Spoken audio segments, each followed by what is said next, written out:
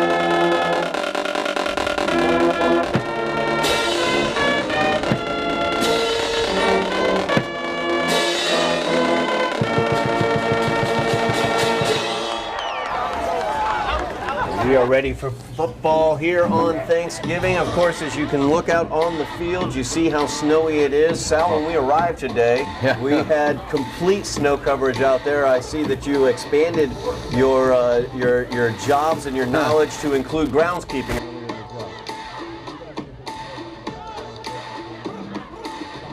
I lined for the game today, because if all those people didn't help pitch in and do that, we wouldn't be playing today. No doubt about it. No question about it. Great job by everybody. We can still see a couple of them out there with snow shovels, just finishing touches, making sure we can see what's going on, what kind of yard lines we're at, as well as the hash marks and the end zones. A great job by everybody, including you, Sal, out there with the shovel. Fantastic work to get this field playable and ready for this great rivalry game. As Somerville will be receiving the kickoff from the Falcons.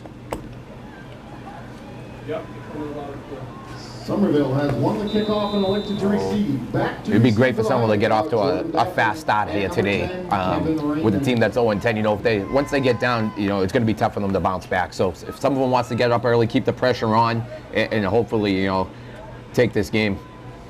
And here's the kick. It is basically an onside kick as it squibs forward for 10 yards. Somerville able to jump on it as that is recovered by Justin Berry. Already the field playing a factor. I don't think that was the play, but he looked like he actually just missed the ball. He hit the side of it, just started spinning, and almost didn't even make the 10-yard mark. But heads up play by Justin Berry as that ball crossed the 10-yard threshold to jump on and to give the Highlanders great field position to start the game at the 50. Absolutely. Great field position for the Highlanders at midfield as they will take over there. Isaac Sarin, the quarterback for the Highlanders, will lead his team out onto the field. A couple important seniors on that offense. We have Kevin Raymond as well at halfback, Isaac Sarin at the quarterback position. Tremendous senior players for the Highlanders. I think we're going to see them starting off getting Kevin Raymond the ball here to get that power running attack going. And there is Kevin Raymond right inside as he busts through the middle. He carries a couple Falcons across the 40-yard line for the first down at the 39 to start off for the Highlanders. Great stop by Somerville here. The offensive line is going to be key here. If they can keep that push up the whole game, it's going to tire out that Cambridge defense, and Somerville's offense will be able to roll. So the Highlanders with the first down on their first play of the game. Sarin takes a snap. He'll hand it off. I'm sorry, he'll keep it as he goes around the right side. He gets the corner. He's down the sideline to about the 26-yard line. We do have a flag down on the play, though. Might be a hold on that side, which gave Isaac the opportunity to get to the corner. That is the call, as the official calls the hold right there. So that's going to back the Highlanders up. We'll see where they're going to end up marking. It's 10 yards from the spot of the foul, so we'll see where this winds up being. He's probably going to look at about a first down and 18 to 20 yards here. Probably a first down and 20 is what it looks like it's going to end up being. And as you saw on there, the slick footing out there, so it's going to be key for them to keep their short steps, make sure they're not trying to do the things that they normally do on a dry field. You got to keep the steps short and make sure you get every yard that you possibly can.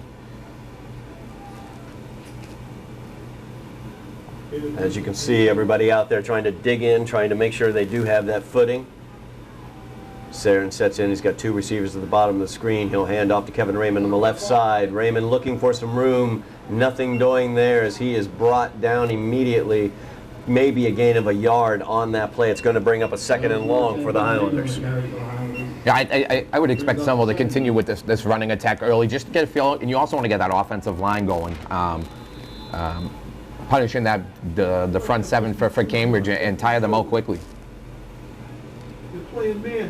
Sarin's got four receivers now, two up at the top of the screen, two split out to the left.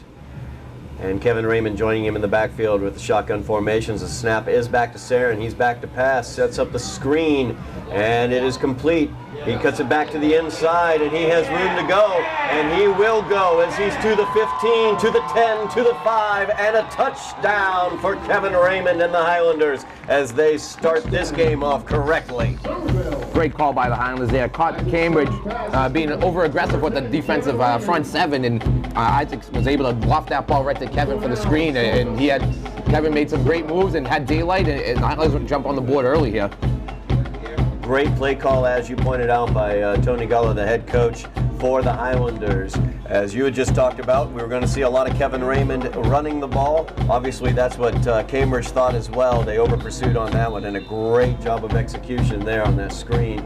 Misdirection plays and screens like that on a slick field like this really will be effective today. You're going to see a lot of that, wide receiver screens for the running backs out of the backfield. Try to lure that Cambridge defense up, and then once you'll see later in the game, some will take their chance over the top.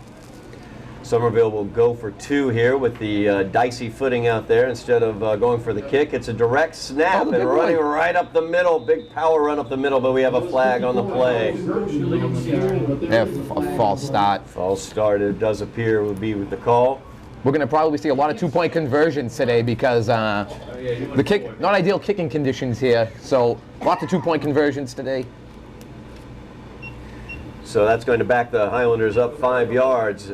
This conversion now is going to be from the 7-yard line.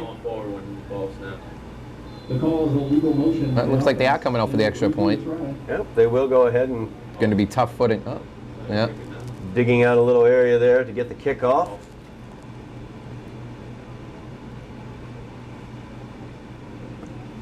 And now we have, looks like Cambridge is offsides on that one. Yeah, and now I wonder if someone will go back for the 2-point conversion now that they got those yards back. And there they go.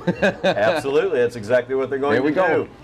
As Barrientos will leave the field, or actually move back to his wide receiver position as opposed to his kicking position. Somerville starting this game off, their first drive of the game, a 48-yard screen pass to Kevin Raymond for the touchdown, as the conversion is pending. Sarin has 2 receivers to his left, 1 to his right. Kevin Raymond in the backfield with him. Actually, that is not Kevin Raymond. Big run up the middle, but big hit there as Frizzolo Cuevas came in and made the hit there from his linebacking position, and the 2-point conversion is not converted by the Highlanders, but they do lead by a score of 6-0 here as they opened out the game with a touchdown on their first drive. Great start here for the Highlanders. Big play there, get the momentum going for the offense, and now the key, I feel like we've been saying this game in, game out, is the defense. Young defense out there. If they're able to get their stops, get the ball back to the offense, the Highlanders will be very successful, but I think it's key for them to get momentum early in this game. They don't want to go back to bad habits where, it's basically a shootout game in and game out. No doubt about that. The defense for the Highlanders has been a point of contention, I guess you could say, allowing 32 points last week to Wilmington, 26 points the week previous to Danvers, and 42 points at Marblehead. So the defense really looking to shore it up here on this Thanksgiving rivalry game. I wouldn't be surprised. You're going to see. I wouldn't be surprised if they tried onside kicks here today. I mean, you're not going to get too much of a. You're not going to get too many deep kicks here today. So, I mean, I think they're going to just try and do whatever they can to either hit that open area you see behind the front line or just go for the onside kick. And Barrientos with the kick. That's a good line drive kick down to the 15-yard line where it's fielded. Cambridge trying a little trickeration there on a reverse. It's fumbled, but they are able to jump back on it, as that was number 9, Jonathan Charles, trying to work the reverse off the kickoff there, but some mishandling of the ball. I don't know whether you want to do something like that on a day like this. It looks like one person was prepared for the play and the other one wasn't, because he tried to pitch it and he had the other return man there just had no idea it was coming to him. And luckily for Cambridge, they were to pounce on that, because if someone was able to get that ball, they were in prime scoring position. Yep, absolutely. As Aaron Edwards, I believe, was the person who was attempting to give the ball to, but he was not prepared for it. So that brings up first down here for Cambridge, as the handoff is up the middle, and running up in there for a gain of about 2 yards is number 34, Sebastian Robert. Nice job by the front seven for the Highlanders there. Not giving up too much. I think it's going to be key for them to stand their ground and not necessarily want to have to push the offensive line back, but as long as they hold their ground, allow the linebackers to make those tackles, it should be a successful day for them. 2nd and 8 here for Cambridge. Quarterback for Cambridge is Marcus Collins, number 12, joined in the backfield by Sebastian Robert. Collins takes it, play action. He looks for the post. It is open as 83 makes the catch, and it is complete at the 33-yard line where he is brought down. That's Daniel Reimer, a sophomore wide receiver for the Falcons, as he gets the big play down to the 32-yard line. Cambridge actually behind the entire Highlander defense there, and luckily they weren't able to take that for the touchdown, but something that the Highlanders are going to have to keep an eye out for the rest of the game. Brings up a first down here for the Falcons at the Highlander 31-yard line. Highlanders leading 6-0. Cambridge with the first drive here. And the handoff goes to 34 as Robert takes around the left side. He is met there at the corner. A nice job of taking away the angle by the Highlander defense there as he gains about 3 yards there. Yeah, great job. He ran a long way for 3 yards. They forced him. They kept stretching him to the outside. Everyone kept their contained, and then they were just able to drive him out of bounds. Brings up a second down. Looks like about 6.5 yards here for the Falcons.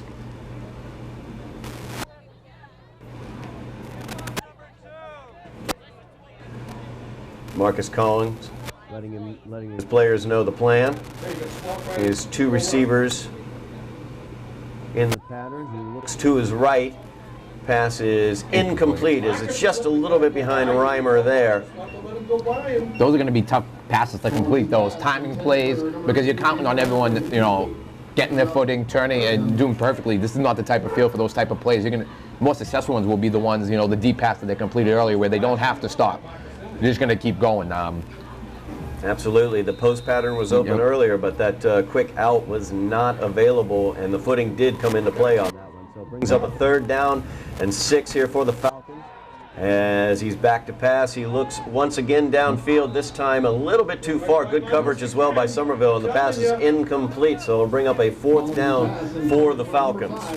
Looking at some of these Cambridge receivers, got some big boys out there where they over some of the smaller Highlander defenders out there, but that's their 3rd time throwing down the field, and it's been there. That one was just overthrown, but the Highlanders are getting beat deep over the top here, so an adjustment on it. Sarin going in.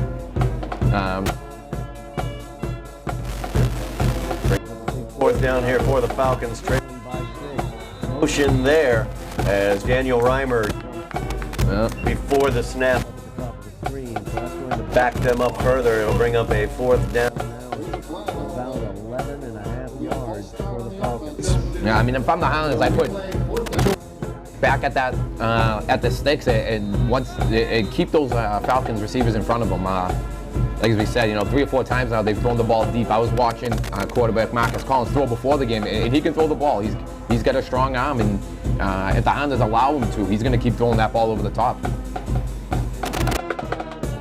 Falcons come to the line. Marcus Collins letting his players know where they need to line up. He's got 2 receivers at the bottom of the screen, 1 to his left. He will roll out to the right.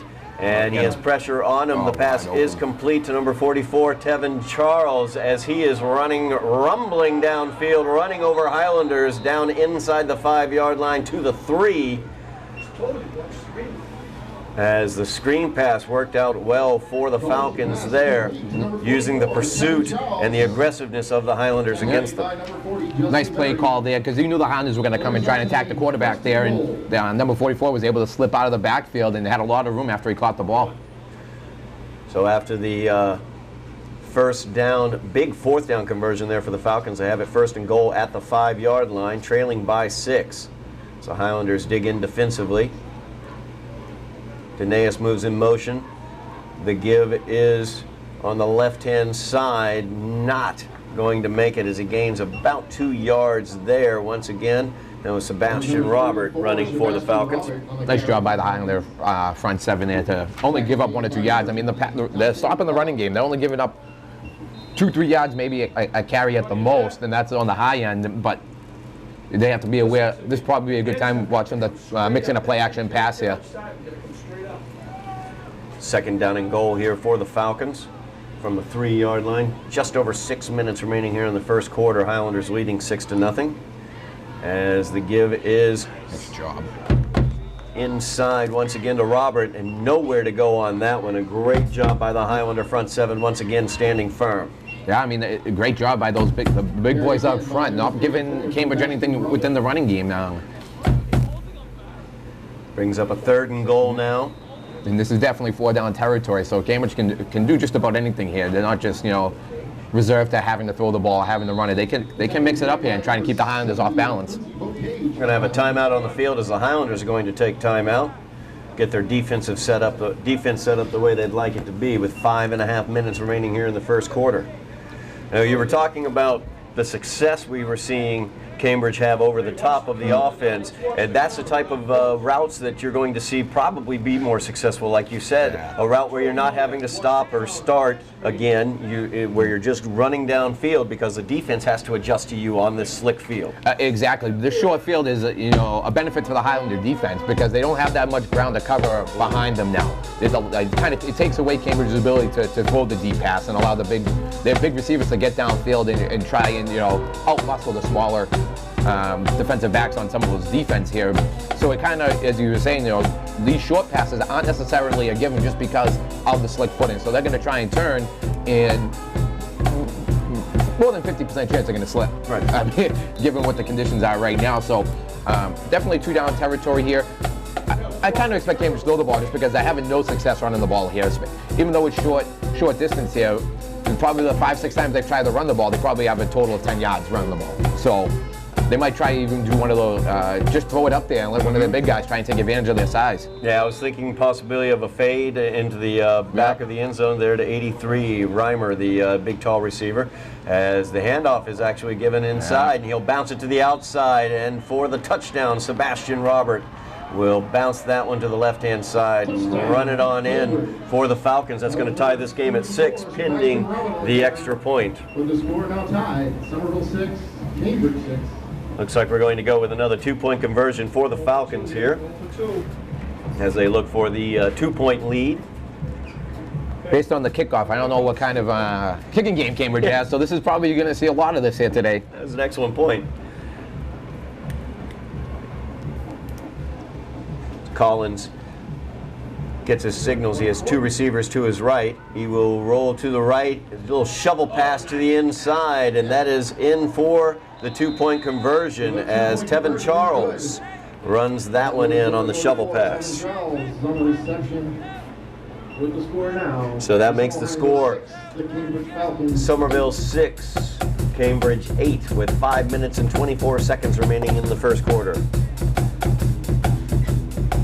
Well, good job by the Highland defense stopping the run. They just got to contain that over-the-top pass here because that's what really got Cambridge down the field there and gave them that opportunity to be on the 3-yard line. Just that one adjustment they have to make so far is on that.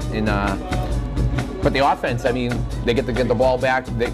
They move down the field. Every play was almost 10-plus yards. So they want to keep that momentum as they go out there and can give the defense another opportunity. Ball back here, just under 5.5 minutes remaining in the first quarter of play. I wouldn't be surprised if you see the Upman get a little closer here. Cambridge has shown no ability to kick the ball deep, so I'd possibly move the deep man up a little bit more and try and force him to kick it over my head. That's Tevin Charles as well, the kicker for the Falcons, number 44. Just got that shovel pass for the 2-point conversion. See if he has a little bit more success with this kick. Problem with kicking in this weather is it's also like you're kicking a brick. It's a frozen brick, really, out there. Oh, nice kick. That is a good kick, a high kick, far side of the field, fielded over there. And into the corner. He will bring it to the left. He's got room to run as he's across midfield, just to midfield, I should say, as an excellent return there by Jordan Dolphin. Great return there. Nice kick by Cambridge. Gave Jordan Dolphin enough time to get to the left side. And once he got that corner, nice return. Great blocking by the Upman there. Got to give him credit on that. And once again, the Highlanders start with the ball in great field position. Fantastic field position for the Highlanders as they're across the midfield stripe, starting at the 48-yard line of Cambridge on this drive. Two straight possessions are starting in Cambridge territory. You can't ask for anything better than that right now. After a successful first drive, Saren will pull the ball out on the option. He'll flip it to the right, and a beautiful play, and he is to the 20, to the 10, and pushed out at the 7-yard line. A tremendous play there by the Highlanders. Gets it inside the 10 to the 7. Triple option. They're bringing it back old school. Wide open. Great decision to pitch the ball there and had the whole sideline. Great play here for the Highlanders. Excellent play by the Highlanders. A great job by Isaac Saren, holding onto that ball, waiting and flipping it at the perfect time once the defense had committed. I think that was Richie Joseph. Yes, and it was actually C.J. Felix that was at the quarterback that ran that play. Absolutely. And Isaac's back out there now, so the Highlanders mixing it up a little bit, bringing in C.J. with the dual quarterbacks here today. Absolutely. C.J. Felix out there taking care of the business. I'm sorry about that. Looks like Isaac's back out there now with. Might be Kevin Raymond time here. Yep, it might very well be. As instead, Saren will keep it up the middle. Quarterback draw, and he's just short of the goal line, dropped at the 1-yard line. It looks like more the 1-inch line, actually. And it's going to bring up a 2nd and goal here for the Highlanders. See, it's a good thing we did all that shoveling earlier today. Without the Volunteers, we wouldn't know there was an inch. We near the 4-minute mark here in the first quarter. Saren gives the ball off to Kevin Raymond. Raymond powering it forward and not going to get in. It doesn't look like they're going to give it to him, as it looked like he spun a little bit trying to force his way through a tackle and just wasn't able to get the ball across the goal line. This brings up a 3rd down and goal here for the Highlanders. Looks like we get a timeout by Cambridge. Timeout on the field. As Cambridge will get their defense set up. And got to give credit to some of the offensive line here so far to start this game. They've been creating holes for just about anyone. That triple option was a great play. Great job on the screen pass earlier. They're doing their job up there, and you can see it. Almost over 10, definitely over 10 yards of carry early in the game. They can keep wear down that Cambridge defense and open up more opportunities for the Highlander offense. No doubt about that, as the Highlanders have been very successful running the ball. Like you said, that triple option by C.J. Felix, perfectly played there. A really good job, and also kind of a vision of what could be in the future as we have Isaac Saren as a senior, his last game here for Somerville. And C.J. Felix is a very possible quarterback next year. Almost definitely, and that's exactly how you draw that play up. He made the smart decision not to hand it off to the fullback. As he started rolling to his right, read the pitch man, pitched it off, and huge game by the Highlanders. Once again, C.J. Felix in at the quarterback position for the Highlanders. Kevin Raymond joining him in the backfield. And Felix will keep it, and he is plowed under by a flock of Falcons. A loss of 2 to 3 yards there. It brings it back now 4th down and 4th down and goal from the 4-yard line for the Highlanders. Nice job by Cambridge defense here. They were down at, 2nd and 1 inch. In 2 straight plays, they forced the Highlanders back here. And now it sets up a 4th and 4 here for the Highlanders to put points and answer Cambridge's touchdown. Isaac Saren back in the game here for the Highlanders as they huddle up just past the 3-minute mark remaining here in the 3rd quarter. Saren has Kevin Raymond in the backfield with him. And we have a timeout on the field. By Somerville. 30-second timeout. Somerville takes the 30-second timeout. Looks like Justin Barry's going to go in there. Look for him in the middle of the field. He's a big target. You can see Justin Barry there coming in. I wouldn't be surprised he lines up at tight end, goes to the goal line, turns around, and lets Isaac throw as high as he can at him. Justin Barry, a big body out there, just in a situation like you were talking about, Sal. It's just boxing out like you're playing basketball to a certain degree. Just a couple steps forward, turn around, wait for the ball. Good thing for him, he's a member of the Somerville High Varsity basketball team as well, so he's got experience with it. There you go. Saren takes action. the snap, he fakes the handoff, There he is! And there is Justin Barry for the touchdown. As Saren, under pressure as he was being hit, got that ball away and got it into the hands of Justin Barry for the touchdown. Great job. You got to give a lot of credit to Isaac Sarin there. Did a great job with 2 Falcon defenders right in front of his face. Was able to set his feet, get the throw off, and Barry was able to come back to the ball. He didn't let the ball travel to him. He came back to it, beat out the Cambridge defender for it, and it's a touchdown for the Highlanders. So the Highlanders retake the lead 12-8 now, as they will look for the 2-point conversion here. Good answering drive there by the Highlanders as they were able to score on their first possession. Cambridge came right back, scored on their first possession, and so the Highlanders able to answer back with a touchdown of their own as well. Sarin with 3 receivers on his right, 1 to his left. Now he will keep it, trying to dive in as he was slipping and sliding and just couldn't get the footing to get the ball across the goal line. So the conversion is no good. That'll keep the score at 12-8 as the Highlanders lead Cambridge here by 4 points with 2 minutes and 38 seconds remaining here in the first quarter of play. And that's a big touchdown for someone for the pure fact that they had the ball at the 2-inch line. That would have been a big swing for Cambridge if they were able to stop them on 4th down there, get the ball back and prevent some people from scoring. But Highlanders were able to get the ball in the end zone there, take the lead, and now leave it back to the defense to start making those plays that they've shown that they've been able to make throughout the year. It's just putting it together for one full game, and they have an opportunity here. You see the conditions out here, you see how much snow is out on the field, and you would think maybe a low-scoring game, possibly a defensive battle might be in the offing, but we've had 3 possessions, 2 by Somerville, 1 by Cambridge, and we've had 3 touchdowns. Yep. So the conditions not preventing the offenses from moving at all. Actually, I think the conditions are helping the offenses a little bit because we've seen some slipping by the defenses and some difficulty in terms of the Highlander defense covering the deep ball, and some great job of blocking up front by the Highlander offensive line has really been able to spring some big runs for them as well. Most definitely. And coming into this next possession for Cambridge, the thing that Somerville's going to need to make the adjustment on is that deep pass. I mean, they've been successful with it once today, but it's been open a few times, overthrowing it. I think they should be okay.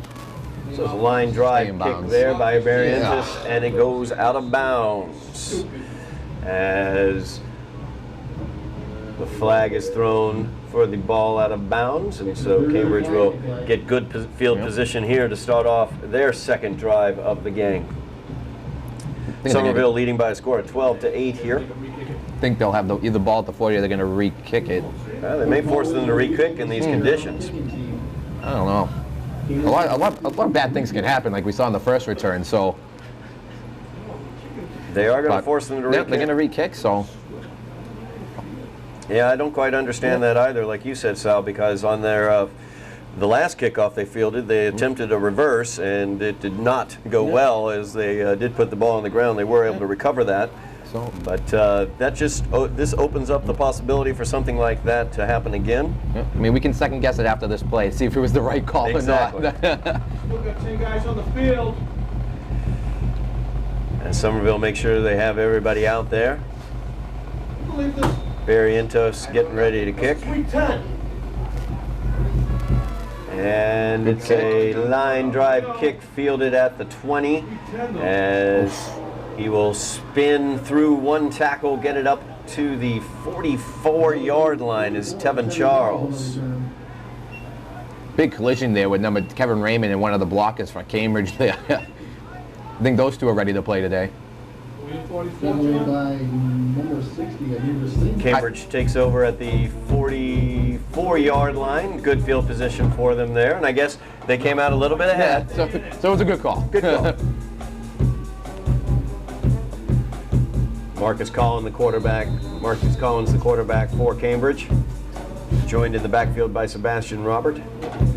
The give is to Robert on the right side. He'll go off tackle. Strong running there, but he can't get anywhere as the Highlander defense prevents him from gaining anything more than a yard there. I think that was Justin Berry. Yeah, it was. Great tackle by Justin Berry. Bear hugged him and basically threw him to the ground with the help of some other Highlanders. And once again, the front seven is showing that they've been able to prevent the Cambridge running game so far. Brings up a 2nd down and 8 here for Cambridge. as they have two receivers split out to the left. Up screen. Back to pass. It's a screen incomplete as he tried to hook it up with Danaeus, and incomplete there. Collins' pass is incomplete, intended for number 8. A work from Dennis Brings up a third down here for the Falcons. And once again, Isaac Satin going in to play defensive back for the Highlander defense. Right in front of you. Minute 45 remaining here in the first quarter. Highlanders leading by 4. Big third down here for the Falcons. So he's back to pass again. Collins looking to his left. He has him open and complete to Danaeus. And he's out of bounds at the 33-yard line. Another big conversion for Cambridge. Yeah, Cambridge successful on the flag route there. Was able to just get it past Matt Collins over there on the top of the screen. For the Falcons. So it brings up another first down here for the Falcons. So they've been able to convert on some big third down and fourth down plays to keep drives alive thus far. That ball hung up there for a while too. It seemed like it was never going to come down. Collins calls out his signals, gets the snap. He hands it off to Robert. Robert tries to cut it back inside. There is nothing going there. As big play there by Bocage for the Highlanders. Great job interiorly by the line there for the Highlanders. Once again, I mean, Cambridge running the ball on first down, getting only 2-3 yards. Second down and 8 here for the Falcons. $3.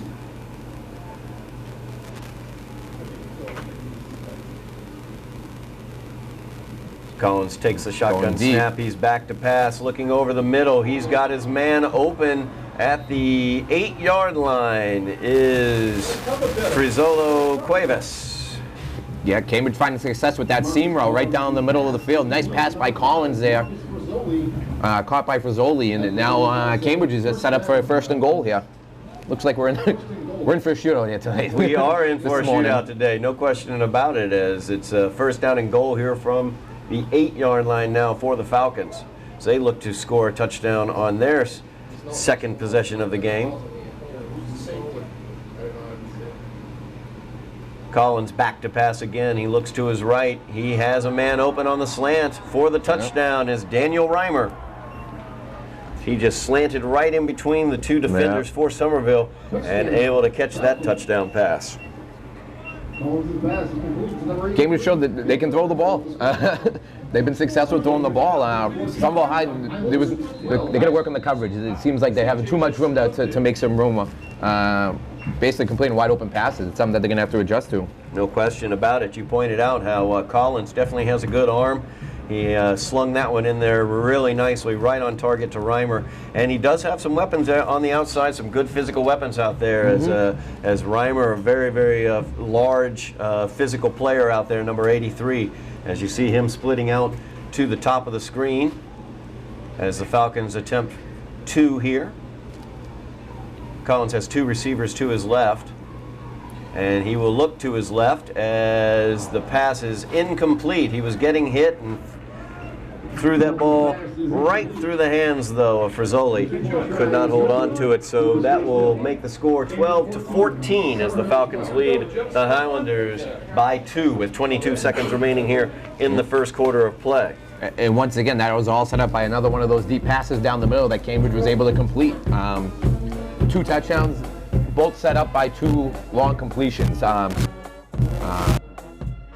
The secondary just got to do a better job making those catches a little tougher for them. They don't necessarily have to break up every single one, but they got to make it difficult for those Cambridge receivers to catch the ball, because especially in these conditions, those aren't guarantees. But when you're that wide open, it's pretty hard to drop the ball. No doubt about it. As the Highlander defense being struck by those long passes. The passing game is what's been effective against them thus far. Of course, for the Highlander offense, who is about ready to get the ball back, they've been very effective as well. We've had 4 possessions, 2 for each team, and we've had 4 touchdowns so far today. It seems like it's the first teams, the teams that their defense steps up and makes that one big play is going to be the one that puts themselves in the driver's seat for this game. It's just waiting to see which defense does it first. As Tevin Charles kicking off here for the Falcons. It's a good kick fielded by Kevin Raymond at the 15-yard line. He brings it past the 20, trying to find his way through. He is brought down at the 29-yard line. Nice job by the coverage team for Cambridge. They're getting down the field and not giving Kevin Raymond any room to make some of those explosive plays that he's been making all year. So the worst field position for any team here so far today. It's the first time the Highlanders get the ball in their own territory to start a drive. But as you just pointed out, I mean, the way the offense has been moving so far, they're going to look to continue that what's been successful for them, hopefully answer that touchdown that Cambridge just put on the board. Absolutely, as with 14 seconds remaining here in the first quarter of play, the Highlanders taking the field offensively, trailing by 2, a score of 14-12. Isaac Sarin in at quarterback. He is trips receivers at the bottom of the screen. A single receiver at the top is Barrientos. He fakes the handoff to Raymond. It's a screen pass out to the left as Shaquille Joseph is knocked out of bounds after a gain of about 5 yards, maybe 6 yards there. It's going to bring up a 2nd down and 4. A nice first down gain for the Highlanders. Nice start to the drive there. Or ended up trying to keep the Cambridge defense thinking there, and they've been successful with this.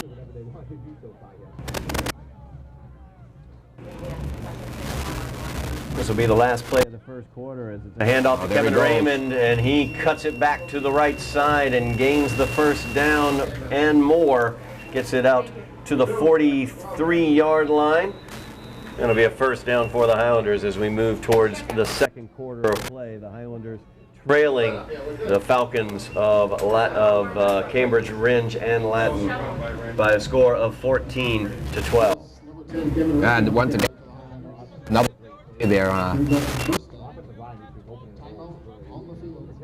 Isaac, whoever's running the ball. So I mean, they keep that up. They're going to get tied, and they're going to have more opportunities against that Cambridge front 7. Absolutely. We've seen 4 possessions. We've seen 4 touchdowns. Lots of scoring thus far here in the first quarter of play. As the first quarter just ended, we move towards the second quarter of play here. Highlander offense has been very effective. They've done pretty much anything they want to do. They've been able to throw the ball, like you mentioned as well. They've also run the ball very, very effectively. Cambridge, a little more one-dimensionally in terms of their offense. They've been able to throw the ball quite effectively, but not necessarily run the ball. So the Highlander defense needs to strengthen up on that. But currently the Highlander offense on the field here as we open out the second quarter of play. First down and 10. As Sarin gets the snap, he hands it off to Kevin Raymond up the middle, and that time there was nowhere to go as the Falcons were able to stop Kevin Raymond for a loss of a yard there. That's the first play that Cambridge has been able to stop the Highlanders running game, passing game, anything. So loss of, looks like about 1 yard there, but second down and 11 here for the Highlander offense. Tell Tony that this guy covered Gio is 12 yards off the line of scrimmage.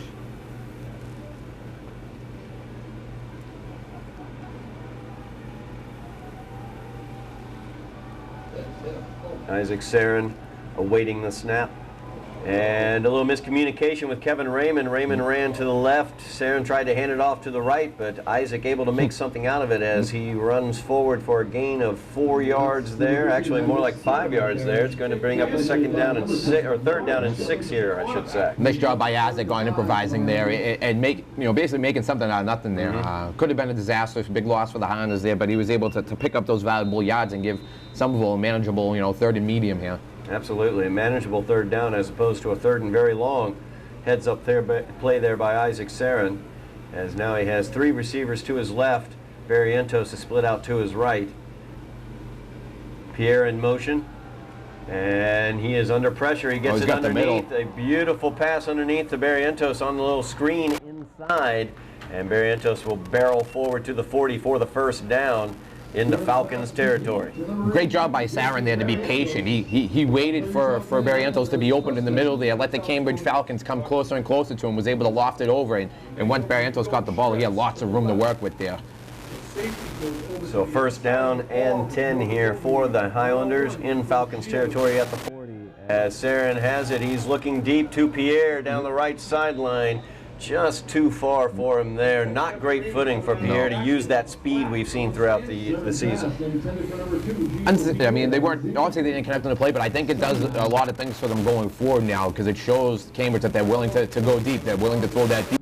Now they're going to have to put the back of their mind and worry about that now. So it opens up a lot of different possibilities for the Highlanders now. So even though it wasn't a successful play on that specific play, it opens up things for them later on in the game. C.J. Felix now coming into the game at the quarterback position for the Highlanders. We saw him run that wonderfully run option in the first quarter for a big gain. As once again, he will give the ball up to Kevin Raymond. Raymond will cut it to the outside. He's looking for some yardage there. He's powering through tackles and gaining 9 yards there, bringing up a 3rd down and 1 for the Highlanders. Nice run by Kevin Raymond. They kept the legs. Oh yeah, they're just dragging defenders with them, and they're lining up quick here. Lining up very quickly. C.J. Felix still in the game at the quarterback position, calling out the signals. He will hand it off to Kevin Raymond. Raymond powering up the middle, carrying Falcons with him for a gain of 7 and the 1st down to the 24-yard line. Looks like Coach Gull on the sidelines telling them to hurry up. They're going to go into quick hurry-up offense here. No huddle at all. C.J. leading the offense now. He will flip it on the little flip interiorly, and a nice run there. Beautiful cut, just barely slipped up. As it's a very nice run for the Highlanders. Great block on the outside by Giovanni Pierre on the receiver. Totally took him out of the play and gave him the corner. It was Reggie Joseph on the run there. As the Highlanders get another 1st down, they're right back at the line of scrimmage, ready to snap the ball again. They've got something here, they feel, with this multi-pronged running attack. C.J. Felix takes the snap. He hands it off to Kevin Raymond up the inside. Raymond gains 5 yards right there. He always falls forward. That's 5 yards on the carry. 2nd down and 5 here for the Highlanders at the Falcon 10-yard line. Once again, no huddle. C.J. Felix takes the snap. He'll hand it once again to Kevin Raymond. Raymond into the pile, holding on to the ball. So Falcons are trying to rip it away. Raymond will not give it up as he gains 2 more yards. It brings up a 3rd down and about 3 yards here for the Highlanders. That Highlander offensive line is just pushing Cambridge every play here. I think that's a part of the reason why they are going the hurry up. Just run, wear them out. And C.J. Felix with the throw into the back corner of the end zone. Basically just tackled them. There's no flag. Yeah, no flag at all. I guess they're going to claim it was uncatchable. They're not making the sign for it. He just basically tackled them in the back of the end zone. Yeah. That's terrible. So that's going to bring up a 4th down here, as there were no flags on that play. 4th down and about 4 here for the Highlanders, it looks like.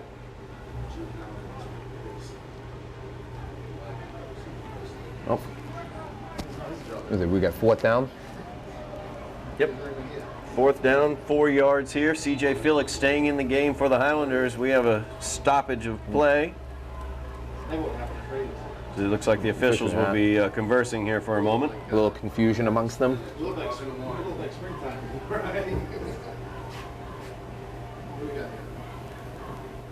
30-second timeout. Official timeout. They're going to talk about something. I don't know what. We're going to have a meeting of the minds here. Not totally sure why. I don't know if that's a good thing or a bad thing. Yeah, exactly. I'm not totally sure. Any bands playing? No. And I guess they just determined it was 4th down. Yeah. Just want to talk it out. All right. So 4th down and 4 here for the Highlanders. C.J. Felix stays in the game. He's joined in the backfield by Kevin Raymond. And with the way they've been running the ball, I wouldn't be surprised to see him just run the ball with Kevin Raymond again. Reggie Joseph in motion. C.J. Felix with the pass.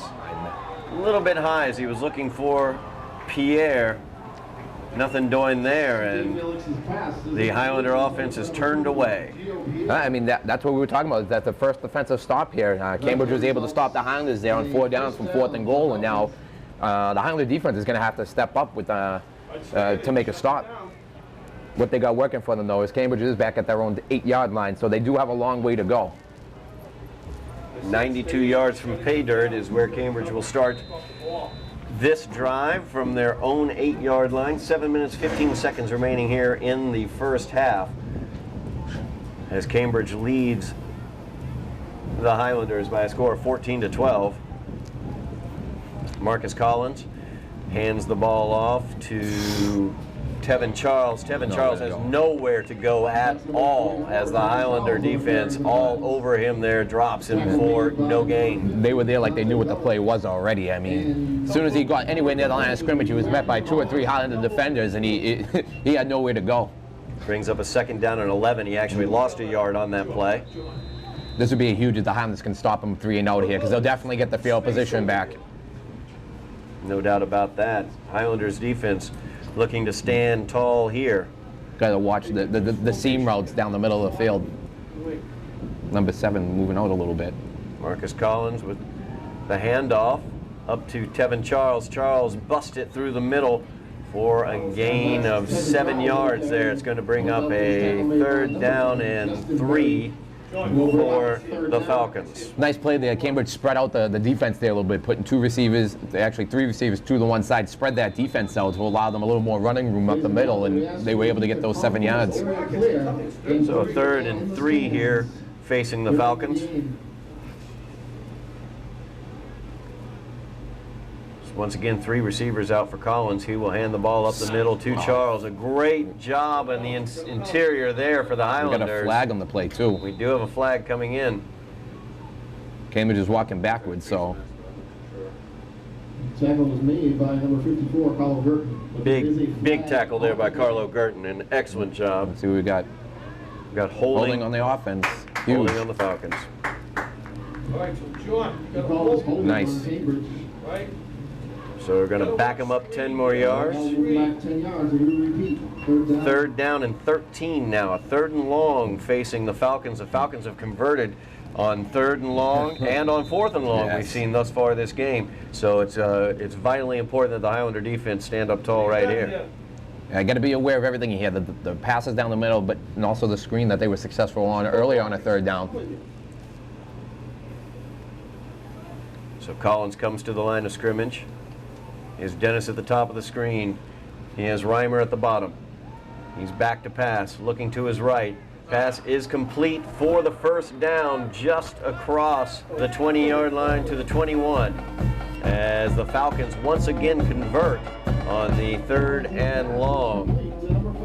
Yeah, basically what happened was, I mean, the receiver saw the 1st down marker, cut towards the sidelines, was able to complete the 1st down. That was Marcus Frizzoli.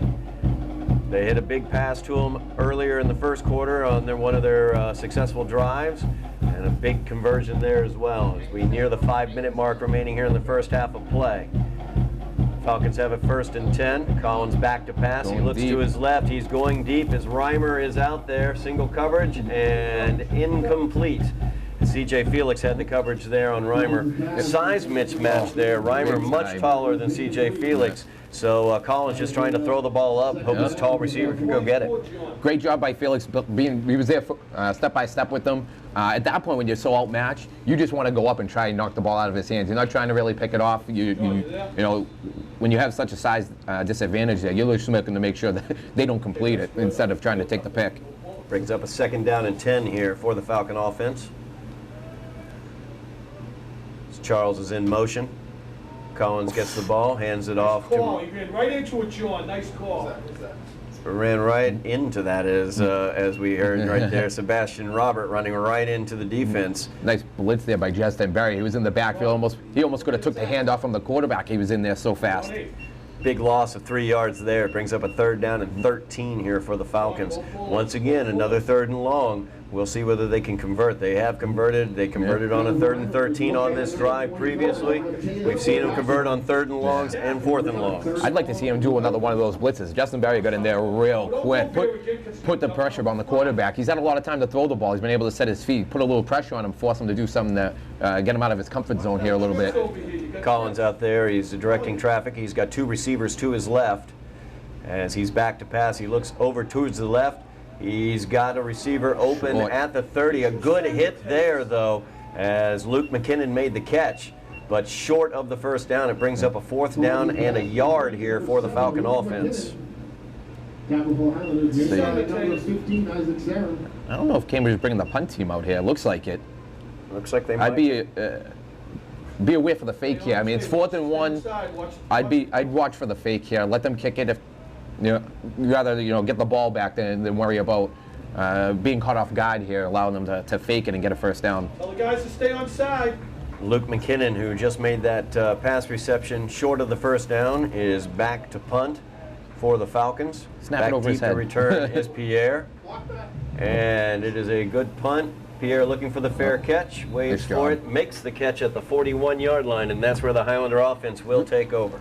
Nice job by the Highlander defense there. Now we got back-to-back stands here by both defenses here. So defenses are stepping up now, and look, Highlanders with 3:14 left, looking to get a score before they go into halftime. Highlander offense will take over at that 41-yard line. So we saw 26 points put on the board in the first quarter of play. No scoring here in the second quarter whatsoever. It's like the Marblehead game in reverse, Sal. Most definitely. Marble had no points in the first quarter. What was it, 40-something points in the second quarter? 40-some-odd points in the second quarter. Good step forward there by the Highlander defense there. Now Somerville once again ball in good field position. With 3:14, they'd love to be able to put points on the board before going into halftime. Cambridge is going to get the ball to start the second half, so they want to take the momentum going into the half. Hopefully come out with the lead. 3 minutes and 14 seconds remaining here in the half. Plenty of time for the Highlanders to get downfield. C.J. Felix in at quarterback for the Highlanders. Felix feels the no snap. He hands off to Kevin Raymond. Raymond powering through the middle, carrying a Falcon with him as he gains 6 yards. It'll bring up a 2nd down and 4 for the Highlanders right at midfield. Nice job by Felix, staying composed, picked up the ball off the ground, handed it to Kevin Raymond, and allowed him to get that big 6-yard gain to start the drive. 2nd down and a long 3 for the Highlanders here. 2 minutes, 45 seconds remaining here in the first half of play. C.J. Felix in at quarterback for the Highlanders. And we have motion. False start against the offense. It'll back them up 5 yards. It'll make it a 2nd down and 8 yards now for the Highlanders. So we've not seen Isaac Sarin out in a while. C.J. Felix taking the reins of the offense. Isaac was out there for defensive purposes. Yep. Looks like they're trying to change it up a little bit here on offense with the hurry-up offense and the speed run game. As Felix takes the snap, he he's fakes wide the open. handoff. Wide open. He's looking, and it's complete Wide to open. Barrientos, who's wide open on the right-hand side. A nice pass as Barrientos runs right underneath it, and that gets down to the Falcon 30-yard line as the Highlanders are moving the ball with 2 minutes and 20 seconds remaining in the half. Great play action pass. He actually had 2 people wide open down the field. He could have hit either one of them. Nice pass.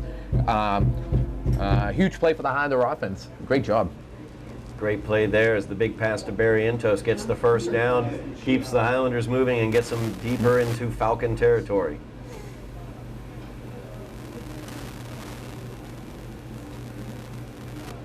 And it looks like we have Isaac Sarin back out onto the field at the quarterback position. As he is back to pass, takes it out of the shotgun. He looks to his left, and now he will tuck it and run as he spins through, gets hit by 3 Falcons and spins away from it and is brought down at the 25-yard line for a gain of 5. It brings up a 2nd down and 5 for the Highlanders. Great job at the offensive line, giving Isaac time to go through all his reads. Seen Cambridge did a good job covering, and Isaac with a nice little powerful run there. I think he's trying to be like Kevin Raymond there. Yeah, he looked a little bit like Kevin there, as a matter of fact. Brings up 2nd and 5 here. Sarin staying in. He's got 3 receivers to his left. Barrientos is split out to his right. As he's back to pass, he looks to his left. It's complete. And it's good for a first down as it's a gain of 10 on that, down to the 15-yard line. Great pass there by Isaac Sarin. Wide open. Shaquille Joseph there. Found a nice open area in the zone there, sat down, gave Isaac a big target there, and he was able to find him there, gain the first down. They do have enough room to get a first down here, so. First down and 10 from the 15 for the Highlanders. A minute 20 remaining here in the half. Nobody's covering Justin. As Isaac Sarin has 2 receivers to his right, 2 receivers split out to his left as well. And he will hand off to Kevin Raymond, and there is nowhere to go there as the Falcon defense stood up that time. They were able to get some good penetration and drop Kevin Raymond for a loss of about 1 there. It looks like it'll bring up a 2nd down and 11 here for the Highlanders. They're trying to catch Cambridge off bound, not expecting the draw play there. They did a nice job plugging up the middle, and Somerville calls a timeout right after the play, so leaving 1:02 left in the half. 1 minute, 2 seconds remaining as the Highlanders look to retake the lead. They trail by a score of 14-12. We have our big backyard rivalry looking to see who's going to paint the picket fence this year. I mean, very, very competitive game. It's what you expected coming in here. 2 teams that, you know, this is the biggest game of the year for both of them. And it shows on the field. You got the offense dominating the first quarter, and so far here in the second quarter, the defenses have stepped up here and so far have pitched shutouts.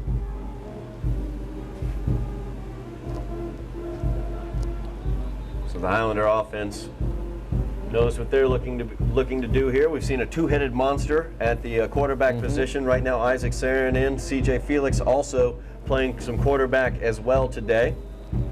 Sarin has 3 receivers to his right, a single receiver to his left. Takes a snap. He's looking to his right, looking to Justin Berry down the seam.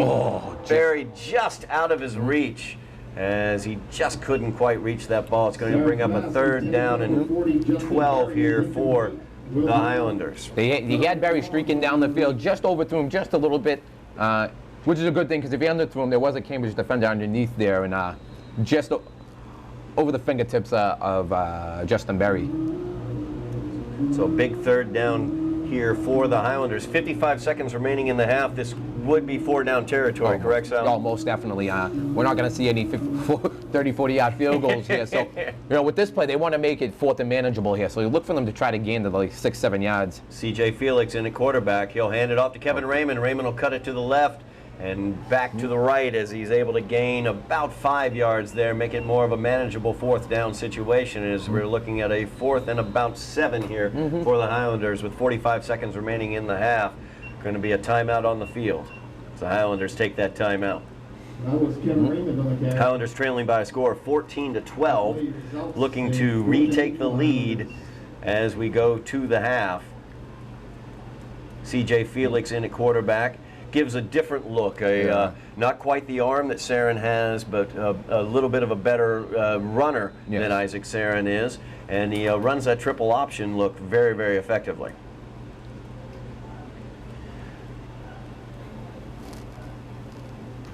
As Felix will take the ball, he fakes the handoff, looks into the end zone, and that ball is picked off in the end zone as Dennis stepped right up in front of that ball. Hung up just a little bit, couldn't find his receiver out there. Dennis able to pick the ball off in the end zone with 38 seconds remaining. The Falcons maintain their lead, a score of 14-12 over the Highlanders as the Falcons take possession at the 20. Yeah, it looked like there was some confusion in the backfield there. It looked like he was trying to do a little play action. There was a bunch of people a little jumbled up in there, and he was kind of forced to throw the ball a little sooner than he wanted. But like we said, the defenses here in the second quarter really stepped up their game. This is the 2nd time that Cambridge has stopped Somerville inside the red zone. So that could come out to be one of the turning moments of this game here as we look forward to the second half. So the Falcons take the field leading by 2, 14-12 with 38 seconds remaining here in the half. They've been effective throwing the ball, so they're going to move the ball downfield. I'd watch out for one of these deep passes here with 38 seconds, and they got 4 timeouts. Collins is back to pass. He's looking down the seam, and that ball is incomplete. Good defense there. I think Matt Collins was involved with that, able to tip the ball away, as well as Marcus Thomas for the Highlanders defensively. Yeah, very tight coverage there. He didn't really have, Collins really didn't have anyone open down the field, which was a nice thing to see here. Nice adjustment by the Highlanders. So, only dangerous thing about what Cambridge is doing here, it does set themselves up for a turnover. So, they do have the lead. I think they might have just taken the 1 shot. Maybe they take the knee now, but they're going to wind up wide. Yeah, they're lining up wide again, once again. As Reimer is out wide to the right, Dennis out wide to the left.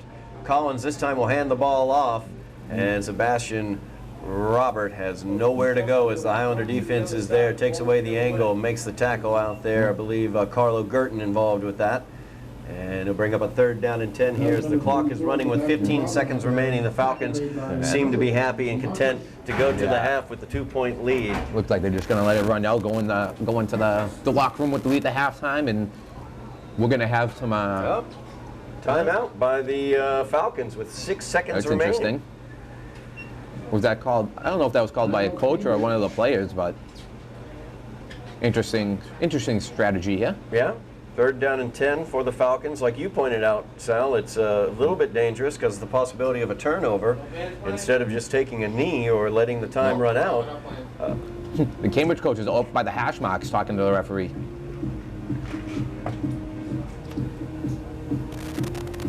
Looks like the referee's saying 10 seconds on the clock. So there's going to be 10 seconds remaining here in the half as Cambridge certainly wants to try to get the ball downfield. They had success in the first quarter, as we talked about, Sal, moving the ball downfield, throwing the ball over the Highlander defense. The Highlanders, though, adjusting very well to that, and that has not been available to them here throughout the second quarter here. No, nice job by the secondary making the adjustment and not really giving them anything deep down the field. I find it interesting, they allowed probably a good 10, 12 seconds to run off the clock before they called the timeout. Yeah. I mean, they called it earlier. They ideally could have had 20, 22 seconds left on the clock. Now they kind of put themselves in the hole, only 10 seconds left. It's kind of predictable what they're going to do. You see the Highlanders, you got one deep safety back at the 50-yard line. Yeah, Pierre playing center field there, it looks like, at the 50-yard line.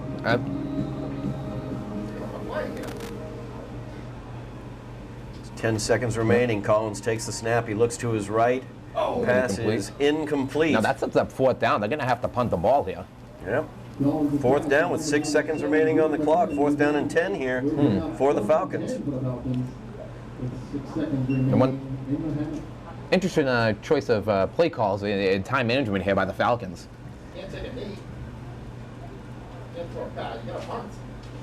Let's see what Cambridge is going to do here. Is they don't have a lot of options. I mean, if they take a knee, the Highlanders will get the opportunity to at least try to get the ball into the end zone. They're going to have to punt the ball. You got the Cambridge coaching staff over there a little furious. I'd love to know what's going on over there. He was not too happy with that. Yeah, they had trip receivers to the far side of the field on that play, and they went to the short receiver, which was the part I didn't understand at all. With 10 seconds remaining, they're not Collins did not throw the ball downfield. Granted, the Highlanders had coverage downfield. There's no question about that. This last 30 seconds has been just odd for Cambridge's standpoint of how they manage this whole situation. But I mean, it gets dicey here. Do you punt it and give the Highlanders an opportunity to return it? It could get blocked. You can't really take a knee. If they run a play, there's no guarantee they get the 1st down, or it's within the 6 seconds and leaves Highlanders time on the clock. So I wonder if they just bring the quarterback out, have him throw it as high as he can.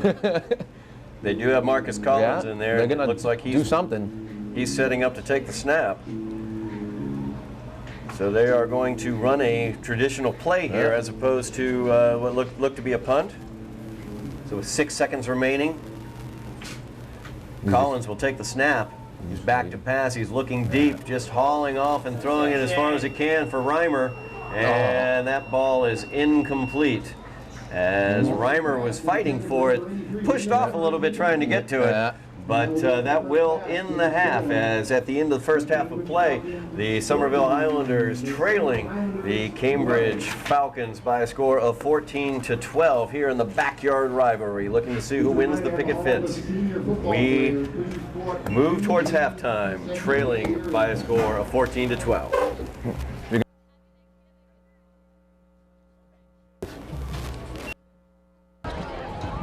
And another friendly reminder, you can buy your seat cushions at the concession stand.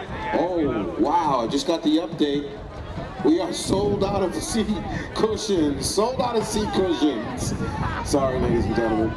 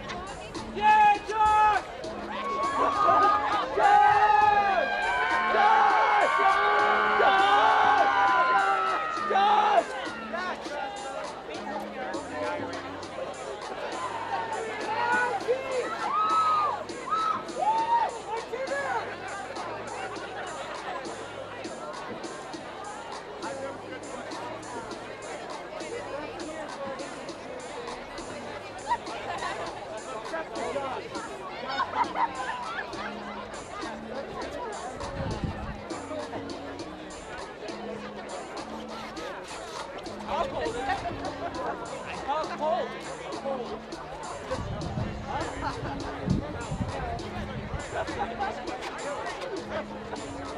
this point, folks, we are getting ready to introduce our senior band members, cheerleaders, and football players.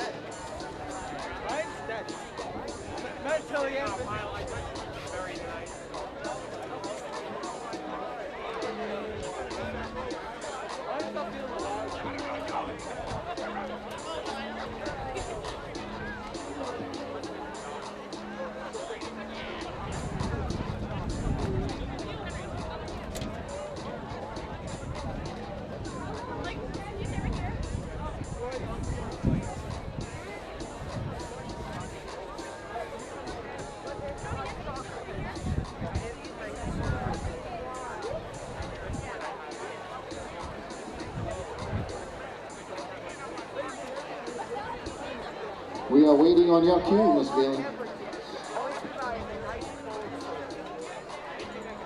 The sun!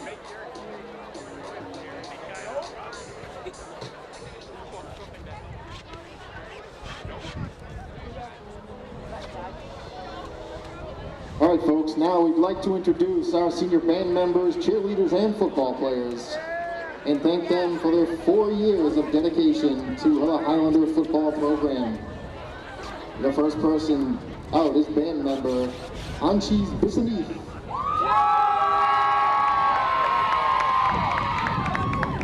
With friend Josh and Erica.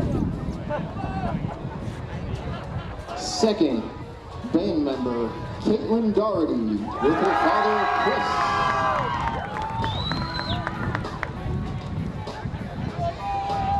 Next, we have band member Marvin's Gabriel with brother Vic and cousin Ricardo.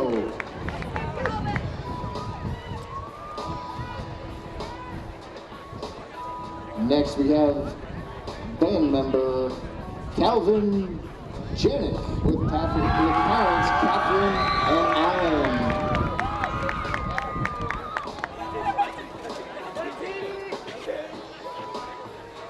Next we have band member Jonathan Lenenti with brother Kyle.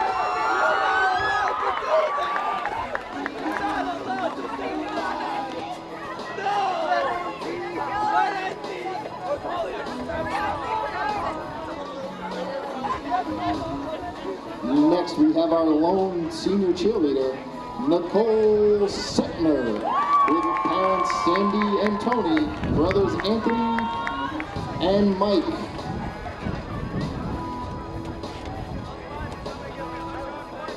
And now for the football players. We have number 20 and captain Matthew Collins,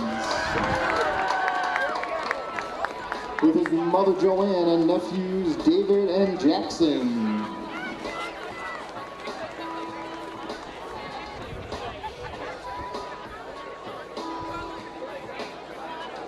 Next, we have football player Isaiah Lombardo with his mom Angela.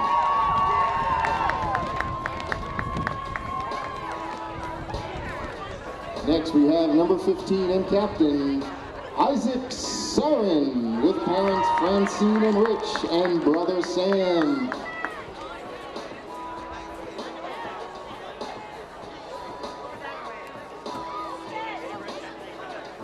Next, we have football player number 71, Anoop Sharitha, with parents Saraswati and Kabidria and brother Aman.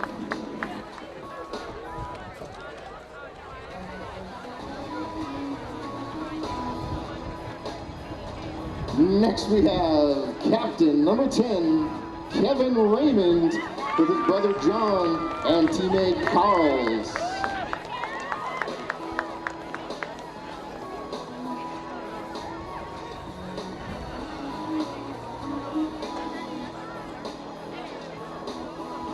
Next, the football player, number 29, Wilvins Vincent, with his sister Jenny. We thank you for your 4 years of dedication and good luck in the future. One more big round of applause for our seniors.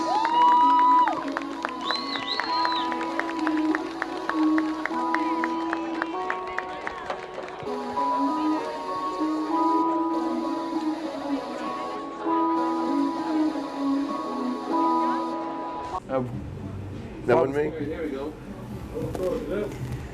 We are back here for the second half of the Backyard Rivalry, the 126th edition of the Backyard Rivalry, as Somerville trails Cambridge by a score of 14-12 as we move to the second half of play. And it is a onside rolling kick there for Somerville, fielded by number 42 by Cambridge. That would be Rollins, able to jump on the ball for Cambridge. So with the lead, Cambridge leading 14-12 over Somerville. They will also get the ball with good field position here at the 42-yard line. I'm Todd Harmon alongside Sal Mendonça as we're back here for the second half of play. Yeah. Defense can keep up the momentum that they built for themselves in the second quarter, not allowing Cambridge to score. I mean, Cambridge is in good field position, so it's going to be interesting to see here. So Collins, first play, will hand it off, and it's a big play, busting through the left-hand side of Sebastian Robert as he gets the first down across midfield to the 44-yard line as they get into Somerville territory there. Actually, more the 45-yard line as they remark that ball. Longest run of the day, for Cambridge there. First down and 10 here for the Falcons. They lead in this contest 14-12, just opening out the second half of play. Collins will take it, hand it off to Roberts. That time, Roberts has nowhere to go as Justin Berry got great penetration, forced him back to the inside where he is taken care of there and tackled by Joseph Gulla. Yeah, Berry and Gulla were both in the back, had that ball and took him down immediately for, looks like a loss of about a half a yard. Brings up a second down and 10 for the Falcons. Collins now has three receivers out to the right, a single receiver at the top of the screen to his left. He will roll out to the right, and he is under pressure, gets a nice block there by Sebastian Roberts, but nothing doing as the pass is thrown out of bounds. Great coverage by behind the secondary out there. Gave Collins nothing to throw to. As he got close to the sideline, just made the smart decision, throw it out of bounds, and now sets up 3rd and long here for the Falcons. Falcons throughout the game have been able to convert on 3rd and longs. They were able to keep many drives alive in the first half, where both of their drives were kept alive by 3rd and 4th down and long conversions. So a big opportunity here for the Somerville defense to get the ball back into their offense's hands here in the second half. Yeah, I mean, we just got to be aware of those seams. Like you said, they've been successful down the field. It'd be a big stop here for the defense to start the second half. As Collins is back to pass, he looks to his right. He will pass it out there, and the ball is almost intercepted. Almost intercepted. Incomplete, though, as Matty Collins is able to dive and knock that ball away. Great play there by Matt Collins. Nice job. That's the same exact play earlier in the first half on the offense. He was aware of it, undercut the receiver there, and almost had a great interception there. They were looking to Frizzoli there. He's been open on that route a couple times. Matt Collins able to make the adjustment there and make the play. Brings up a 4th down and 10 here for the Falcons. Hey, this is the time for the block punt here. And we set up for a punt. As back to punt is Luke McKinnon. Back to receiver, number 2, Pierre. Back to receive deep for the Somerville Highlanders is Pierre. As McKinnon just gets the punt away. It is a pop-up punt that travels 10 yards, bounces back a yard, and so a 9-yard punt there for the Falcons. And Somerville with some good field position here as they'll get the ball at their own 36-yard line to start their first drive of the second half. Yeah, I mean, they just missed the block there. Half a second earlier, he would have been able to block that punt. The Cambridge kicker did nice little acting job going down, trying to get the penalty there, and the Cambridge coaching staff was looking for it as well, but the referee was standing right there, he was shaking his head, no way. I thought I was watching European soccer there for a second. Someone give him a red card. So the Highlander offense takes the field here in the second half, trailing by the score of 14-12. As all the scoring took place in the first quarter of play, second quarter was scoreless for both teams. Isaac Sarin at the quarterback position. He has stacked receivers, 2 on each side. As the handoff is faked to Kevin Raymond, Sarin will keep it around the left-hand side. We have a flag on the play as Sarin is brought down after a gain of 7. But we will see what this flag is all about. Most likely going to be holding. And that is the call, holding against the Highlanders, as they will be backed up 10 yards. It'll bring up now a first down and 20 for the Highlanders. I got to credit the defense on that last defensive stand. Not only did they stop Cambridge, but they gave great field position for the offense as well.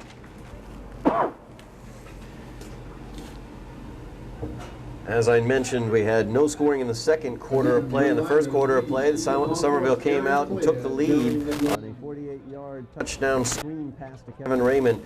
Then the Falcons were able to answer back with their own touchdown and 2-point conversion to take the lead, as we have a first down and 20 here for the Highlanders. And the pass is out complete to Shaquille Joseph, but nothing doing there as he is immediately tackled after making the catch. A nice job out there on the outside by Sebastian Robert to make the tackle. And I hit the quick, like he said.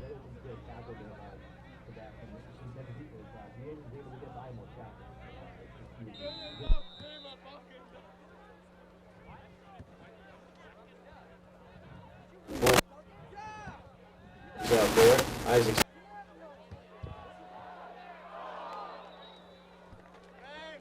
Sarin's pass intended for number 7, Shaq Joseph. Sorry, Shaquille Joseph again.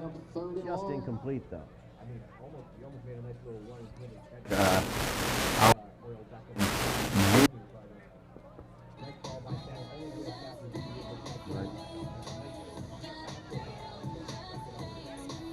So big third down here for the Highlanders. Third and long, third down and 20, as they look for a conversion here on third down. Down by 2 points here in the third quarter of play.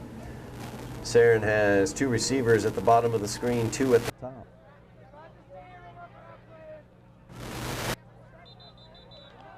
That's going to be illegal motion there, is 77, I believe.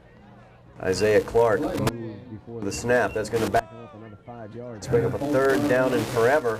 Third and 25 for the Highlanders. Third down.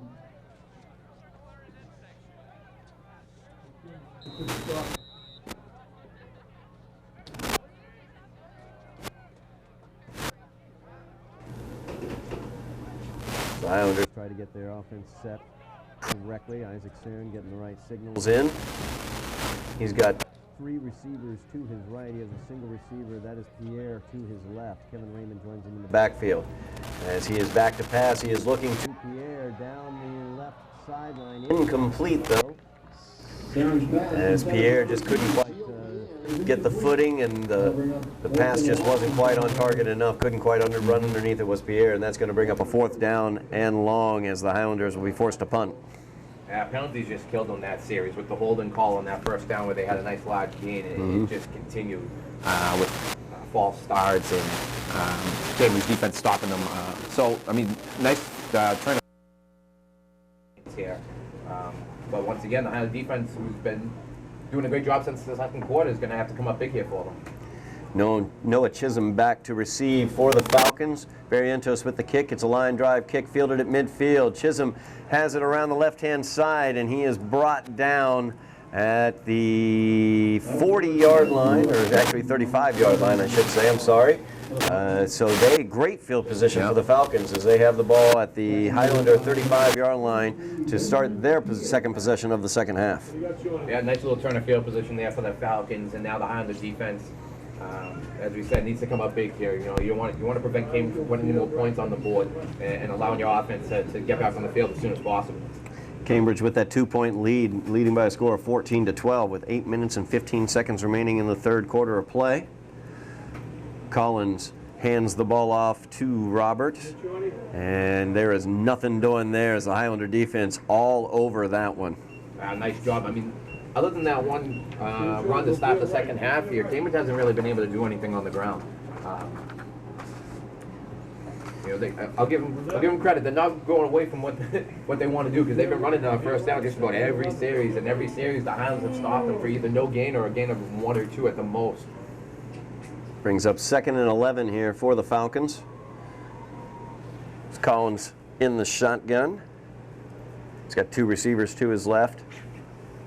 Tevin Charles to his right. He looks to his left. The pass is out to Reimer, and that is complete, but immediately hit is Reimer, and he's brought down after a gain of 6. It brings up a 3rd down and 6 for the Falcons. Looks like that was Wilbur Vincent. Nice job by him on coming down and making that open field tackle as soon as he caught the ball. So another 3rd down opportunity here for the Falcons, and another 3rd down opportunity for the Highlanders to stop them, hopefully. There's a 3rd down and 6 here, although it is 4-down territory for the Falcons. Collins has 2 receivers to his right. Charles moving in motion to the right as well. The handoff is to Robert on the right, and Roberts busts through. He threw these 2 tackles. A 3rd tackle he breaks as he goes into the end zone for the touchdown for the Falcons.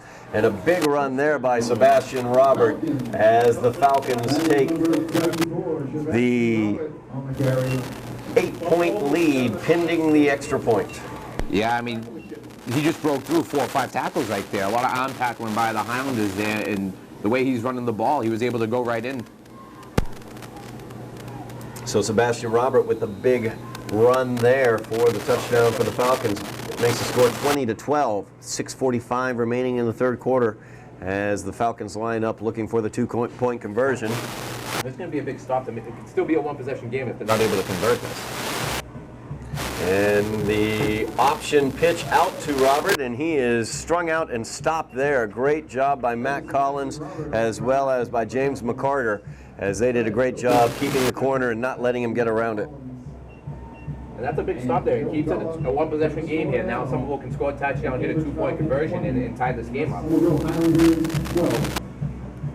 So the Highlanders now trail by a score of 20-12 with 6:45 remaining here in the 3rd quarter of play. As you said, Sal, huge stop there on the 2-point conversion. Keeps it an 8-point game.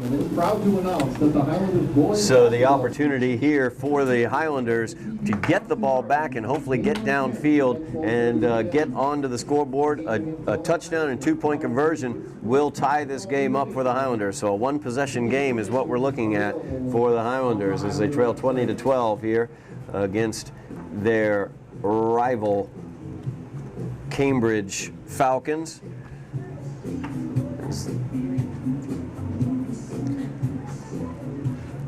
Sebastian Robert getting his 2nd touchdown of the game as he scored in the 1st quarter of play on a 3-yard touchdown run. He also scored on that 30-plus yard touchdown run, 35-yard touchdown just now.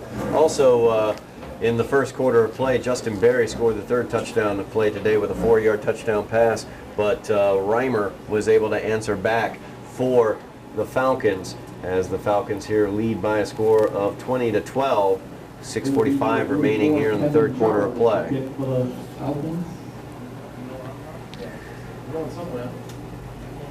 Tevin Charles kicking off for the Falcons, deep to receive. Kevin Raymond receives it at the 10. He's looking for some help and some blockers across the 20, and there's a flock of Falcons there to meet him at the 21-yard line as he is brought down there. That's where the Highlanders will take over for 1st down and 10 at their own 21-yard line, trailing by 8 points by a score of 20-12. Yeah, nice kick by Cambridge. They almost overkicked the return men, and Cambridge special teams were able to get down the field and prevent any kind of a big gain there for Kevin. So right now you got the Highlanders deep in their own territory, and looking to gain some momentum here, looking for the offense to get back to what they were doing there in the 1st quarter, where they were able to score twice.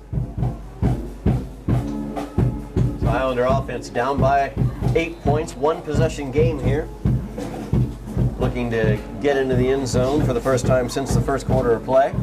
Look for them to get back to that running game, which has been successful so far throughout the day. Either Kevin Raymond, looks like C.J. Felix is back out there, so I wonder if they're going to go with that high tempo offense again. Yep, the high-tempo option-based offense that C.J. Felix was running in the first quarter was very effective. As Pierre moves in motion, C.J. Felix fakes it to him, and he'll try to run up the middle, but there's nothing doing there. As Yori Godo able to bring him down. Second down and 10 will be where the down and distance is. Nice job by the front seven of Cambridge. They're getting into the backfield and not giving C.J. Felix any room to run there. C.J. Felix will head to the bench, and Isaac Sarin back in at the quarterback position. The Highlanders have been able to move the ball effectively with C.J. Felix behind center, though, so we will probably see him later on in this second half of play. Sarin now with 4 receivers, 2 to his right, 2 to his left. He's back to pass. He looks to his left, passes out looking for Kevin Raymond. Leads him just a little bit too much. It's third down and 10 here for the Highlanders. A situation where you don't want to be on offense consistently in third and longs. The Highlanders have once again a third down and long here. Sarin comes over to the sideline, getting the correct play in. I'd like to see him maybe target Justin Berry in the middle of the field there. Use that big body of his to, as you said it earlier, box out the defender and pick up that first down.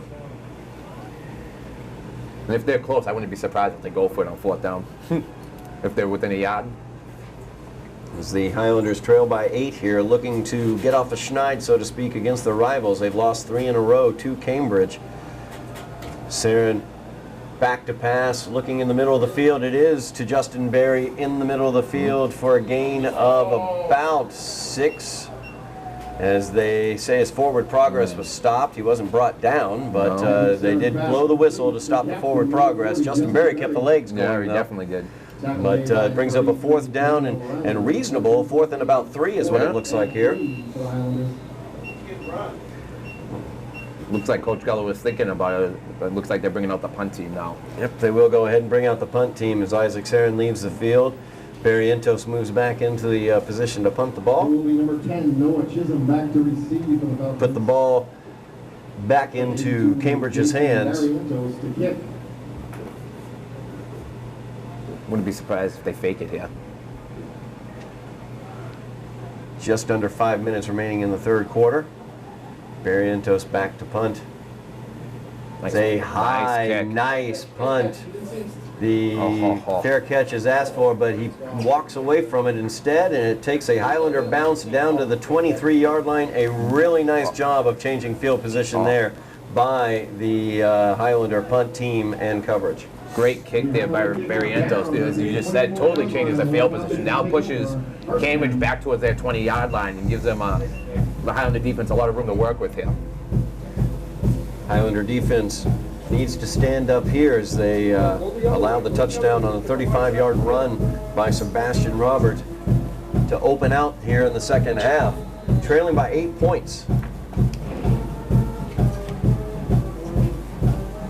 As Collins comes up to the line of scrimmage for the Falcons, he has 2 receivers to his left.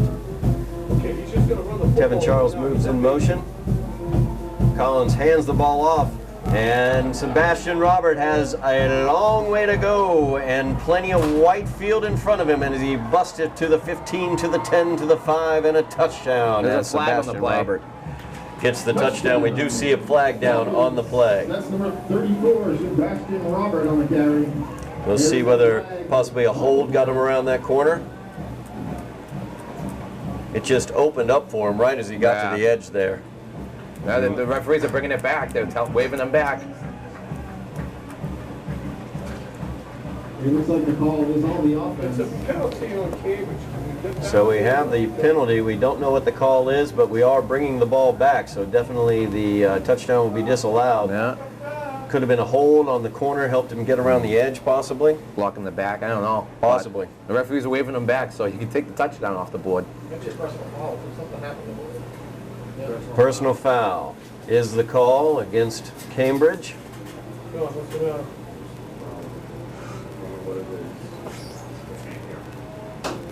So let's see where they end up marking the ball. So they're going to end up marking the ball, at the 35-yard line. So a net gain of about 12 yards there for Cambridge on the play. Because a personal foul was called on a downfield blocker, I would assume. Yeah, and I mean, that takes away a over 60-yard run, and now brings them back to about, what, a 35-yard line? Yep, on the 35-yard line. But it will be first down. So we try to sort out exactly the down and distance and everything going on. The Cambridge coach, Pleading his case with the referee over there. Ryan Saulnier, After the penalty is assessed from the spot of the foul, talking to the official, trying to figure out exactly what went on. And you can see it over on the Cambridge sideline. You know, they're looking for that first one of the year. So I mean, they're you know, they feel it right now, and you know they're trying to get everything they can out of it. 24. Right. So now it's on the 35. So you had 10 yards. Okay. When the foul happened. Now you got So 4 minutes and 23 seconds remaining here in the third quarter. It's a first down and 10, and it's going to be a timeout, 30-second timeout taken by Coach Gullah for the Highlanders. I think he wants to know why it's a first down. Which is a good question. I was wondering that myself. it was something against Collins. Did something to him. Trying to figure out exactly what went on and how he did get the first down, although the penalty was called. But how is it first down They and may have 10 been if the behind the penalty play was after called? he had the first down. They got the first down, then they got the penalty. Yeah, the Then they moved penalty back happened from at that 50. spot, but they had the first down. So they're not redoing it. No, it's not a redone. So we are back to live action as Collins calls out the signals. The handoff is to Charles around the right side. He is knocked down there. A nice job of tackling there by, I think, Justin Berry once again involved in that tackle. Brings him down after a gain of about 3 yards there. It'll bring up the second down and 7 for the Falcons. Looking for defense here, looking to get that ball back without allowing Cambridge to score. That touchdown would have been crippling there, especially late in the third quarter. Somerville's already down by 8. They need to get the ball back in the hands of the offense to allow the opportunity to tie this game up. Falcons get to the line of scrimmage. They have 2 receivers to the right of the quarterback. Collins has a single receiver to his left. He's back to pass. He looks to his right, throws it up, looking for Reimer. Reimer is there. Incomplete, though. Incomplete. Just couldn't quite bring it in. CJ Felix with the defense there for the Highlanders. And that will bring up a third down and 7 for the Falcons. Felix was there right with them, but once again, Reimer's size was able to go up, and it looked like the ball bounced off his shoulder pad there. That ball had a lot of air under it, and luckily for the Highlanders, he wasn't able to come down with it. Yeah, we've talked about it all year, Sal. When you're making the catch, you got to make the catch with the hands. You can't let it get inside to your pads, and that looks like what Reimer did in that situation. Tried to basket it into himself and bounced right off of his pads. So third down here for the Falcons. This is a big third down for the Falcons and the Highlanders. They need a bigger stop here to get the ball back. Big receiver Reimer is spread out wide to the left for Collins. Collins is back to pass, and he is hit, but was able to get away from it and finally brought down, sacked behind the line of scrimmage. A big sack there as Carlo Girton able to get the job done. A big third down stop for the Highlanders. They're going to get the ball back for their offense. Great pass rush there. Didn't get Collins anything. Wasn't able to set up. As soon as he was done with his backdrop, he was already surrounded by Highlanders, and looked like he was going to elude them and try to run for a first down, but unsuccessful. And now the Highlanders get the ball back. So it'll be a punt here as Luke McKinnon back to punt for the Falcons. Back deep to return is Giovanni Pierre. As McKinnon's punt is another short, high punt. Kind of dies there in the snow. So the Highlanders will have great field position as they have their drive starting at the 45-yard line here. 2 minutes, 38 seconds remaining in the third quarter of play. The Highlanders trailing by 8 by a score of 20-12. As you can see, that's the second straight punt from Cambridge here where they've gotten, maybe 10, 15 yards out of it. So those are the type of situations the Highland defense are going to want to keep them in because they don't have that punting game. So you put them in those situations where they have to punt, and you're going to, it's definitely going to help in the field position. CJ Felix once again at the quarterback position for the Highlanders. Justin Berry coming off the field. And that's a penalty. Flag on the play. Bam! 12 men. What's up, big guy? Yep. 12 men on the field. Too many guys on the field. Yeah, it was a late substitution there. Illegal substitution there. It's going to brack them up 5 yards. You know, penalties really hurt them in their first, The last drive. their last drive, I should say. And penalties once again rearing their ugly heads. Yeah, not a good start to the drive, but it is still first down, so better now than second or third down, right? No doubt about that. It's this first down and 15 here for the Highlanders as the give is to Kevin Raymond up the middle. He will power through for a gain of about 2 yards there. Brings up a second down and 13 for the Highlanders. Looks like CJ's still in there. CJ Felix still in the game. More of a mobile quarterback. Not quite the arm that Isaac Sarin has. Definitely two different types of quarterbacks that they have here. Barrientos is in motion to give big it to Kevin hole. Raymond a big hole up the middle as Keep he going. spins through one Keep tackle, going. breaks through another, powering going. down for the first down. Great run. Great run by Kevin Raymond. Huge run across midfield, across the 45 down to the 44-yard line of the Falcons, and that is a first down for the Highlanders. Just what the Highlanders needed to kind of kickstart this offense. A nice, powerful run by Kevin Raymond. I mean, he was hit probably, what, 5, 6 yards behind the first down marker and just drove his legs, kept spinning, and dragged a few of the Cambridge defenders with him to gain that first down, to give the Highlanders a first down here in hopefully some momentum here. Absolutely. It felt like the Highlander offense was just kind of just not really excited, not really fired up, and that if that run doesn't fire up, nothing will. First down and 10 here is once again Kevin Raymond gets the ball, tries the right-hand side, will cut it back, and he's stopped there by 3 Falcon defenders, but not until he gains 5 yards. It brings up a second down and 5 for the Highlanders. That was again number 10. Raymond is definitely the type of player that can change how the game is. I mean, one big run there can kind of, you know, as it shows, just kickstarts this offense and shows a lot more energy. It seemed like they fell into a little lull there where they weren't able to do too much, but right now it looks like they're moving. CJ Felix still calling out the signals for the Highlanders as he will keep it this time on the option. He flips it out, and a good job by the Falcon defense as they had all of the options taken care of on that one. Number 42, I believe, was with the big hit there. That would be Rollins with the big hit. It's a good thing he made that tackle, because if he was able to get by him, he had another 5-10 yards downfield where he wasn't going to be touched by anyone. So it brings up a third down and 7 here as they lost about a yard or 2 on that play. We near the end of the third quarter as there's 40 seconds remaining here in the third quarter of play. Highlanders trailing by 8. CJ Felix stays in at the quarterback position. And he will pull the ball out, look to throw it. He's down, looks downfield, incomplete, as he just couldn't quite connect up with Shaquille Joseph.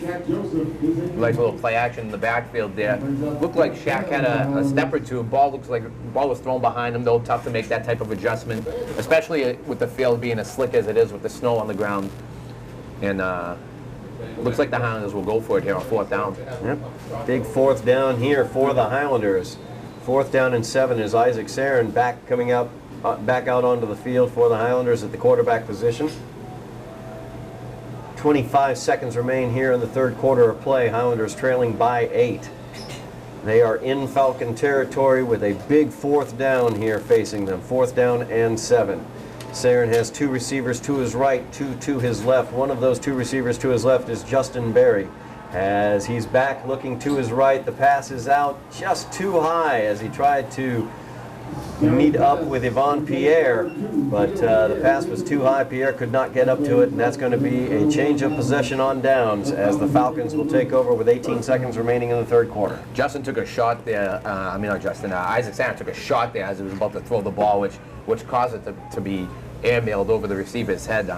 Looked like it was number 78, Quincy Bocage. Oh no, where we go? Where is he?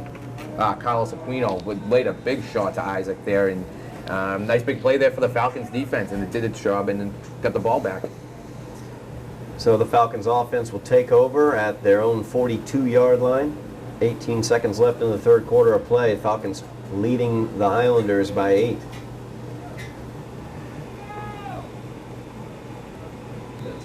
Timeout on the field. 30-second timeout taken by the Falcons, it appears. 30-second timeout for the Falcons. Get their offense set the way they'd like to. We've seen the Falcons have success throwing the ball, and here in the second half they've had more success running the ball. Yeah. And you know, with an 8-point lead moving towards the fourth quarter of play, we're going to get to see more runs as Tevin Charles, number 44, and Sebastian Robert, number 34, have not had a great day running the ball, except here in the second half they've been able to bust a couple big runs, specifically Sebastian Robert, as he busted a 35-yard run for a touchdown here in the second half of play. I mean, the stats aren't there, but they have made some nice individual plays that have set up touchdowns for Cambridge. Cambridge, Collins will get the snap, and the slant is complete. We were talking about the running game, and they complete the big pass to Dennis as he gets into Highlander territory across the 30-yard line to the 28-yard line on that play. We were all thinking one thing, as were the Highlander defense, I think.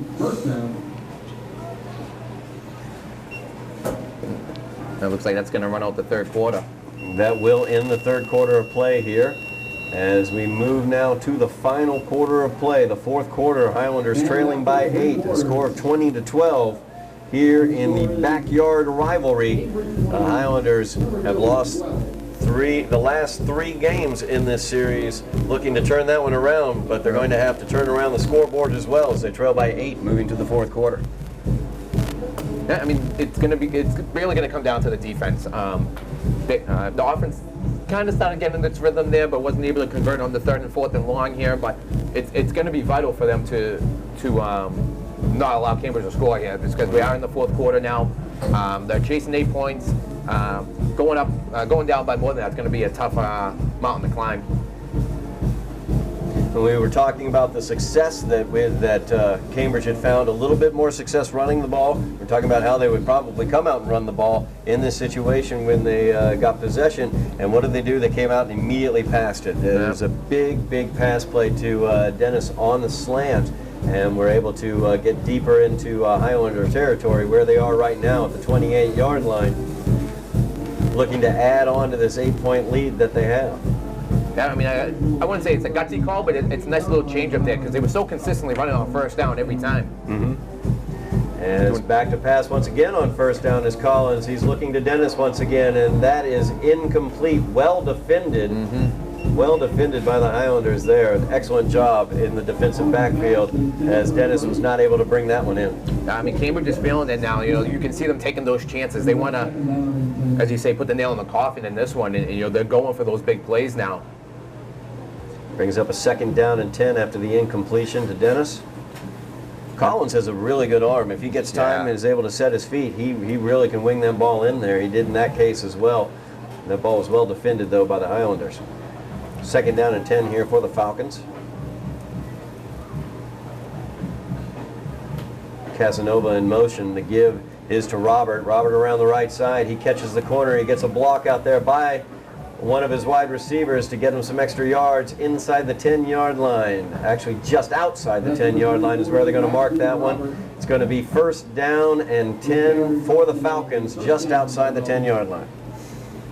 Yeah, so Robert there, he's got some speed, but he's also got some power there to him. You can see he's not built like Kevin Ramey. He's a little stocky, but he runs hard. He makes you take him down by his legs, and it takes 2 or 3 of you to take him down. But nice run to the outside there. Had some lead blockers out there, and it sets them up for 1st and 10. They can get a 1st down with the half-yard line. So the Falcons leading by 8 here. Somerville backed up here defensively. Have to make a stand. Collins with the give to Robert. Robert will cut it back to the right-hand side, cut it back to the left again, in for the touchdown for the Falcons as they take the 26-12 lead here against the Highlanders.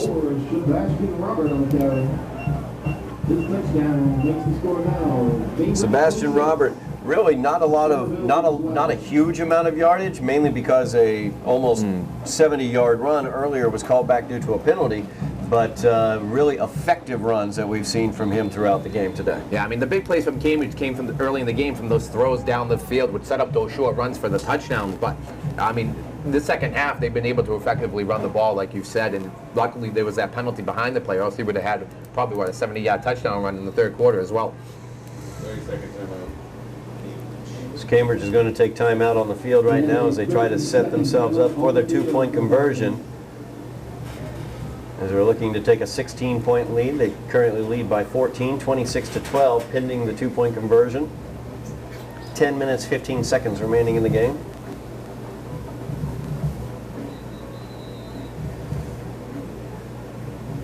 You know, as you look at Cambridge's season throughout the year, their closer games were at the end of the year. Yeah. You could see a team that was finding their way and getting closer games towards the end of the year, and I think we're seeing the fruition of that right now, because this is an offense that's pretty impressive, I have to say. Yeah, I mean, they, especially with Collins at quarterback, he can definitely throw the ball, as he stated. He's got a strong arm. And Collins back looking for the 2-point conversion on the little slant, inside slant, but it's not there. Incomplete, as Luke McKinnon was not able to bring that one in. So that will keep it a 14-point game as the Highlanders trail 26-12. Highlanders have not gotten into the end zone since Justin Berry's 4-yard touchdown pass way back in the first quarter. So the Highlander offense has some work to do here with 10 minutes and 15 seconds left, trailing by 14. Yeah, most definitely. I mean, the time is now. They have to score with this offensive possession. They can't afford to give the ball back to Cambridge and drain the clock here. So, I mean, they have to score. They got to put the touchdown in here to give themselves a chance to have the ball with an opportunity to either tie or win the game with time left on the clock. Next kickoff return for a touchdown would be nice, right? That would be nice. That would be a very nice thing to see.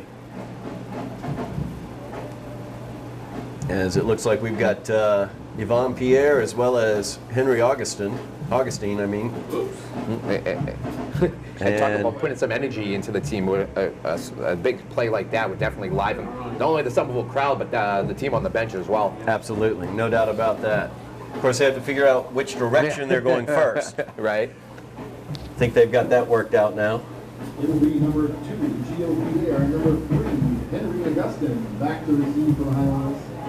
The last couple of kicks from Cambridge, too, have been good. They've been able to drive the returnment back and not really give them much room to work with. Tevin Charles to kick for the Falcons.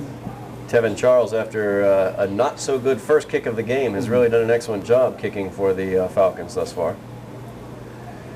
And this one's a line drive kick taken on a bounce at the 15-yard line. He's across the 30 to the 35-yard line where he is spun down. That is Henry Augustine spun down at the 35-yard line.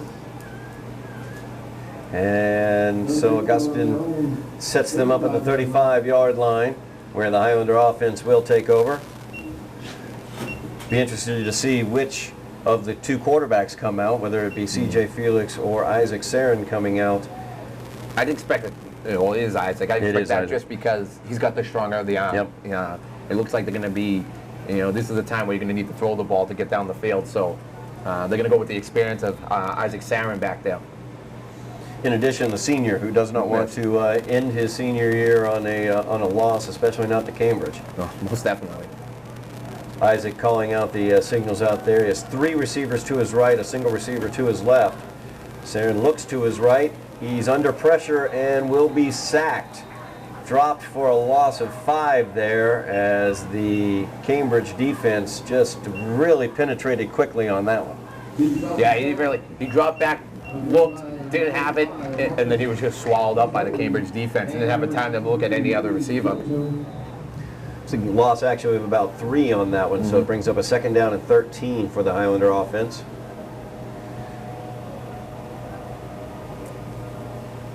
Yes.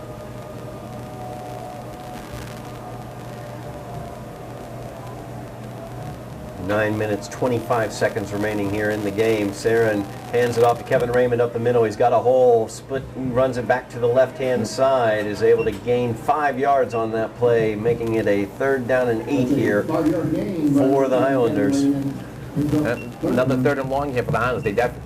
you would assume this is 4-down territory for the Highlanders, as you know the clock is definitely not their friend right now.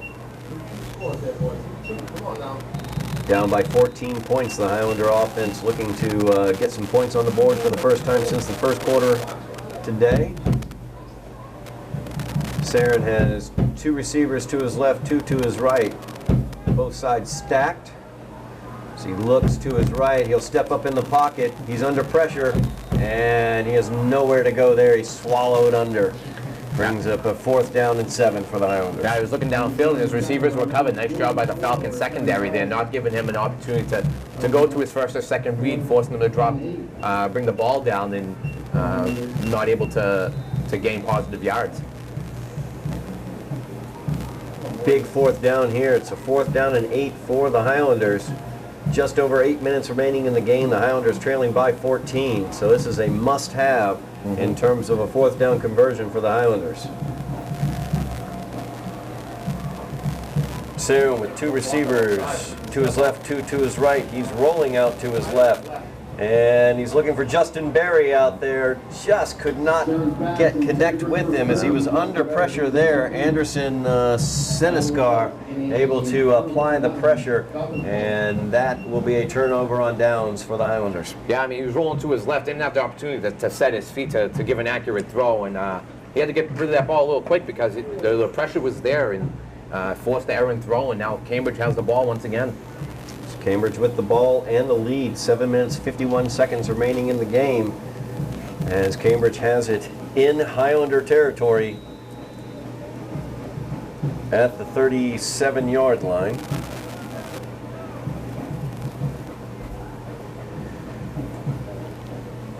Talked about how they probably run on their last possession. They came out throwing the ball, so I really don't want to say what they might do here, but logically they would be running the ball a lot.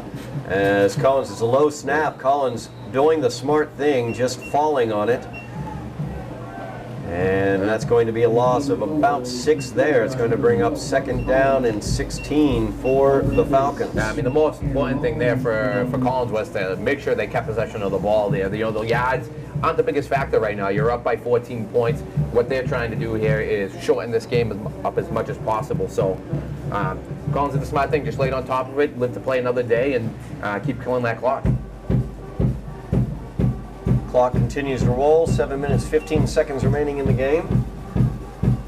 Cambridge with the 14-point lead. As Collins gets it, he'll hand it off to Robert. Robert around the right side. Nowhere to go there. He gains probably 3 yards there, it looks like. Brings up a 3rd down and 12 for the Falcons. It would be very important here for the Highlanders to stop them here and get the ball back as quickly as possible for their offense, trailing by 14 with 6 minutes and 45 seconds remaining in the game. Of course, Cambridge completely content to take as much time off the clock as possible. Yeah, I mean, they're in clock killing mode. I wouldn't be surprised if they run the ball here again and then maybe even go for it on 4th down, and that's when you can be aware of either the run or throw. Oh. 6 minutes and 20 seconds remaining here in the game as Cambridge with that 14-point lead. Collins back to pass. He's looking to his right. Downfield, he's going to look for and complete the pass to Dennis for the touchdown. As the Highlander defender slipped and fell on that play.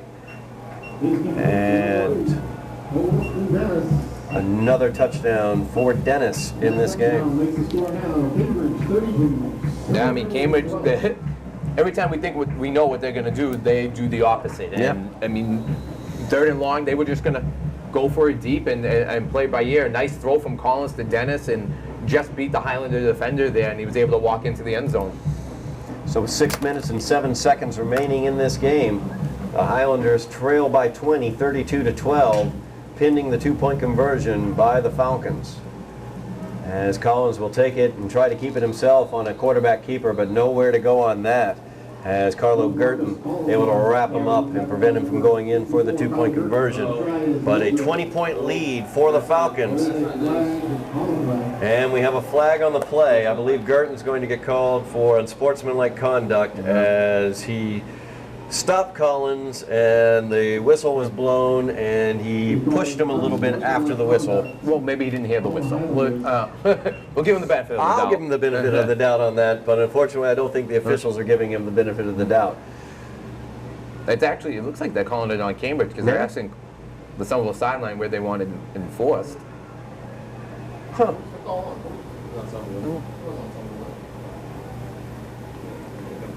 Yeah, they're moving up the ball. You were correct. It was on Gurton. Yeah. It wasn't too much. A little bit of frustration, I think, by Gurton in that situation. But I don't think the officials have a lot of patience. Yeah, they just don't want things to get out of hand, so they're going to nip that in the butt right now. Let everyone know what that stuff's not going to be allowed here for the rest of the game. So Tevin Charles will be kicking off from the Highlander 45-yard line.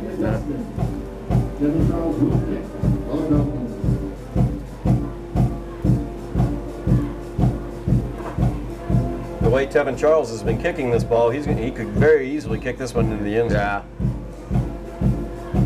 It's a 20-point lead for the Falcons. They're kicking away to the Highlanders. Highlanders offense needs to get the ball moving as quickly as possible as they trail by the 20 points. Tevin Charles with the kick. It's a line drive kick fielded at the 5. Pierre will bring it across the 20, around the corner to the 25, pushed out of bounds at the 28-yard line. Nice return there by Gio Pierre there. Actually up to the 30-yard line is where they're going to mark that ball. So Pierre, a very nice return on that one. Highlanders take over there, trailing by 20 with just under 6 minutes remaining in the game. Highlander offense going to look for the big plays. Yeah.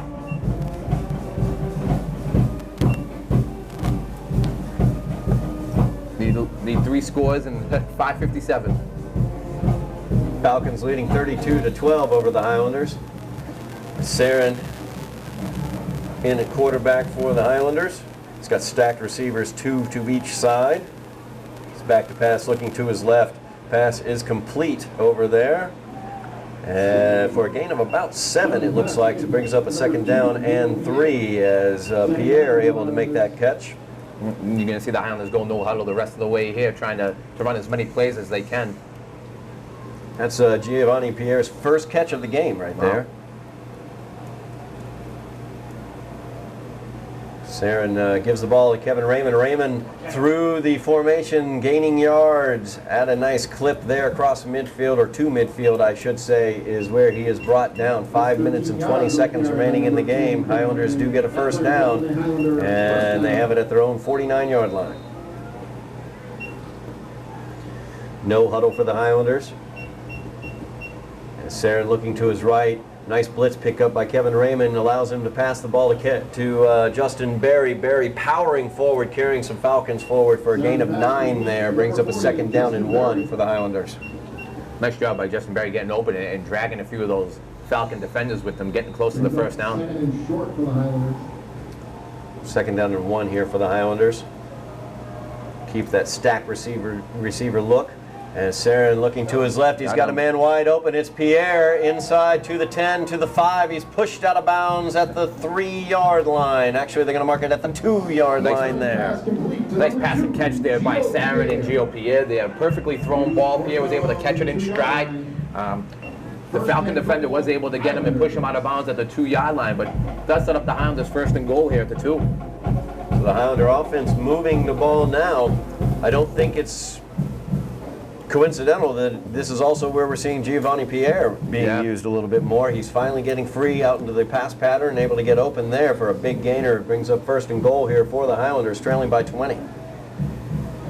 Looks like C.J. Felix is back in the game. C.J. Felix back at quarterback. The give inside to Kevin Raymond. He will walk in untouched as a great push from the Highlander offensive line gets him there. And the Highlanders get into the end zone for the first time since the 1st quarter.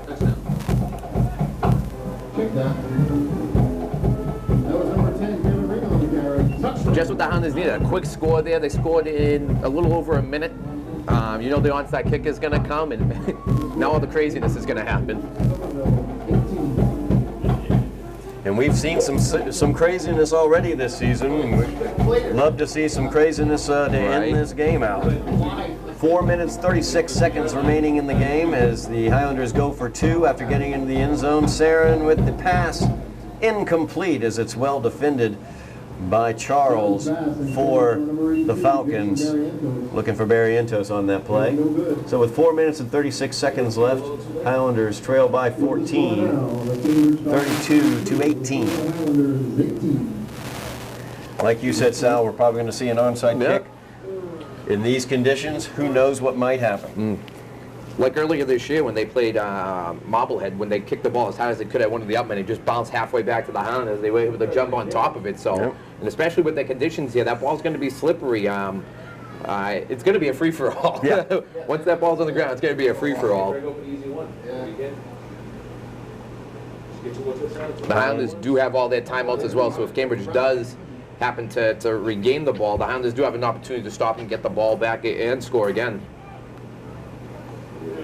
So Highlanders special teams had huddled up. They know what their plan is as they're going out onto the field.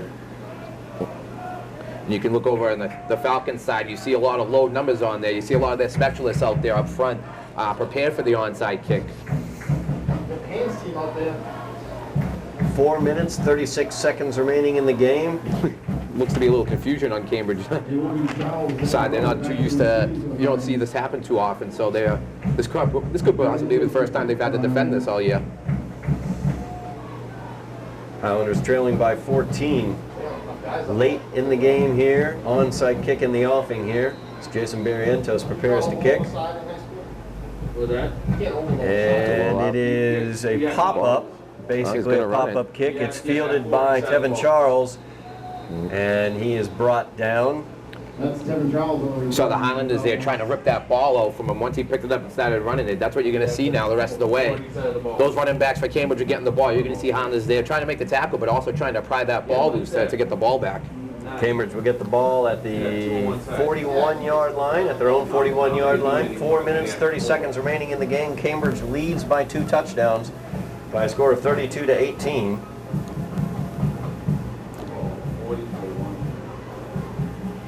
If we talk about the fact they logically should run the ball here, will they be throwing it? Because they've done the exact opposite of what we thought they would do.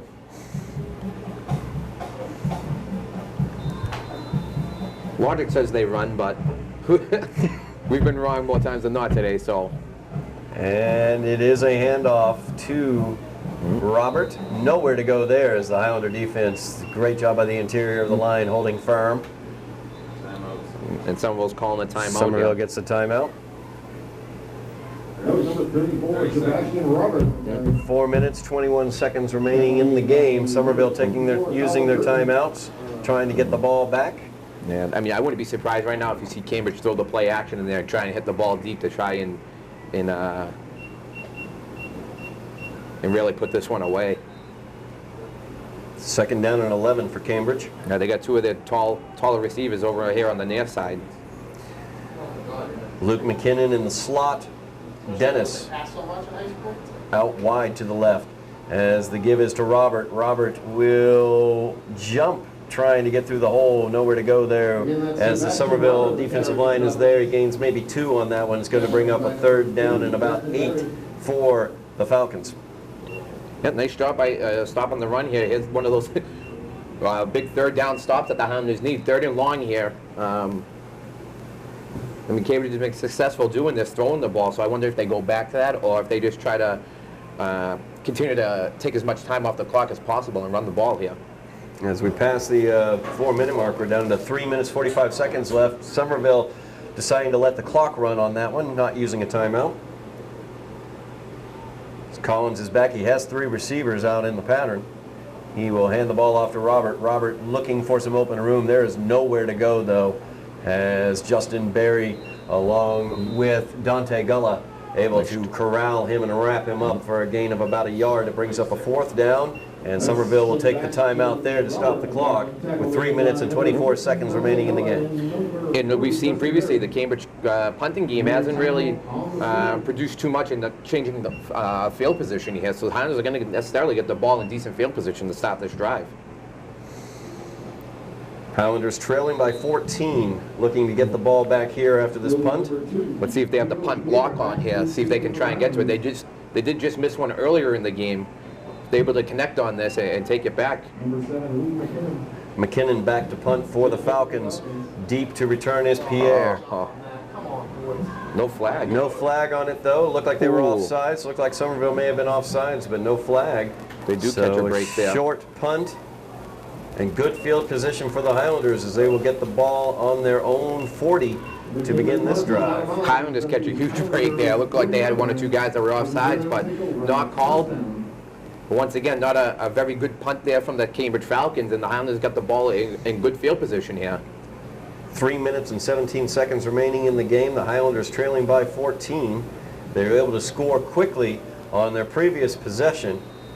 Love to see a quick drive like that. Yeah, I mean, weird things have happened. They get another quick score, another onside kick. It looks like Somerville has at least 3 timeouts left, so.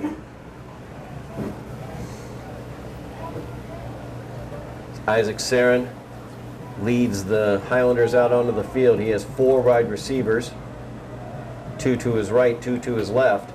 He's back to pass. It's a little flare, looking for the little flare pass out to Kevin Raymond. It's incomplete, ruled incomplete. It was tipped by one of the Falcons. Yeah, nice job by the Falcons defensive end tipping that. They're trying to swing the ball out to Kevin Raymond there, and he had some room to run if they were able to complete that. Brings up a 2nd down and 10 here for the Highlanders. 3 minutes, 11 seconds remaining in the game.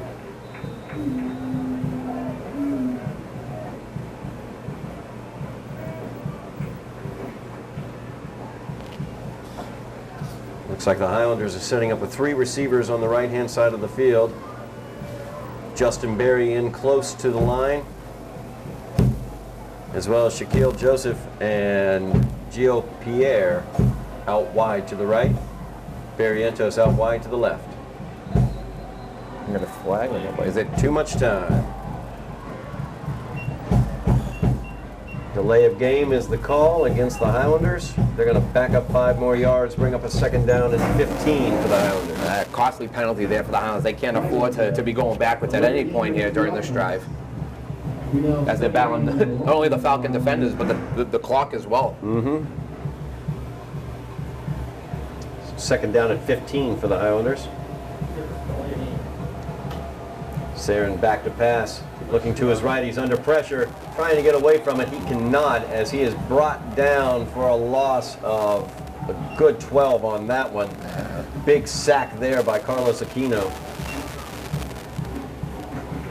Brings up a 3rd and eternity. Or more like 3rd and 21. Yeah.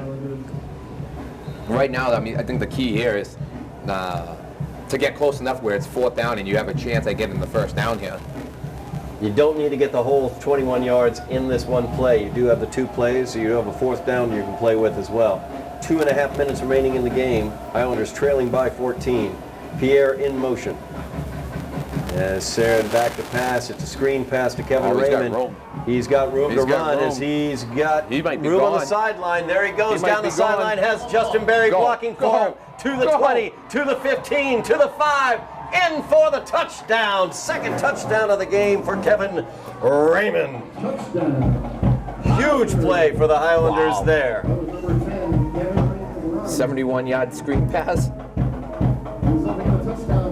Kevin Raymond catching his 2nd touchdown pass of the game. A huge, huge play there for the Highlanders to get them back into play with 2 minutes and 11 seconds remaining in this game. The Highlanders have cut it to an 8-point game. And that's the 2nd time they scored a big touchdown on that screen pass to Kevin Raymond early in the 1st quarter. They have the 48-yarder and now a 71-yarder. They don't have any confidence in this kid. There's no way.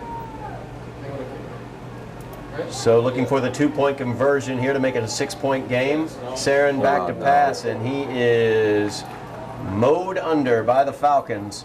Nowhere to go on that one, as his first read wasn't there and he had no time to move to any other read. So it's going to be an 8-point lead for the Falcons here. 2 minutes and 11 seconds remaining as the Highlanders offense finally getting untracked here towards the end of the game, putting in 2 big scores to make this a much closer game, 32-24, as the Falcons lead the Highlanders And we're looking at another possible onside kick here. Most definitely. With 2:11 left, I mean, the Highlanders have 3 timeouts, so theoretically they can call them after each Cambridge play, but I think they're going to go for the onside kick here, try to get the ball back here, and not allow Cambridge any opportunity to try and drain this clock out. So Somerville has come roaring back here late in the game with 2 Kevin Raymond touchdowns. One after a long pass to Giovanni Pierre set them up at the 1-yard line. Kevin Raymond was able to push it in from there. And then a big 71-yard pass to Kevin Raymond, a screen pass that busted wide open, had great blocking. Once again, Justin Berry playing a big part on that one, blocking downfield for him. Here's the onside kick. It's going to be a line drive fielded by Cambridge, number 15 there, Charles. And he's brought down just short of midfield. As with 2 minutes and 5 seconds left, that's where Cambridge will take over. Yeah, someone's going to need a 3-and-out here. Cambridge is most likely going to run the ball. I'm not going to say they're definitely going to run the ball because they've shown the ability to change it up, but this is where the defense is going to have to come up big, either force that turnover or stop them on 3 downs. So first down and 10 for Cambridge, starting at their own 45-yard line. They lead by 8, 32-24. Just over 2 minutes remaining in the game. We can take a bad shotgun snap here too.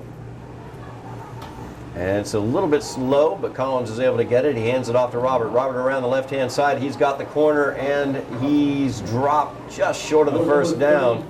Across they're giving him a midfield. great spot there. They're going to give him the slide as well, it appears. And he gets the first down, and that is huge. Yeah, he slid across that line, and they're giving it to him. Wow. You can see the slide mark right there on the field. Wow. He was obviously down a yard shy of the Somerville 45-yard line, but they're going to give him the Somerville 44-yard line and the first down. Wow. And that's huge. That is. So 1:35 and the clock is running now. As Cambridge content to let the clock run down as low as possible before they snap the ball. No, we got 3. So give is to Robert to the right-hand side. He is brought down there by Justin Berry. And there's the timeout. There's a timeout taken by Somerville with 1:14 remaining in the game. Brings up a 2nd down and 10 for Cambridge. That was a huge mark on that play previously because it got them the first down and another set of downs. Exactly. More opportunity to kill the clock.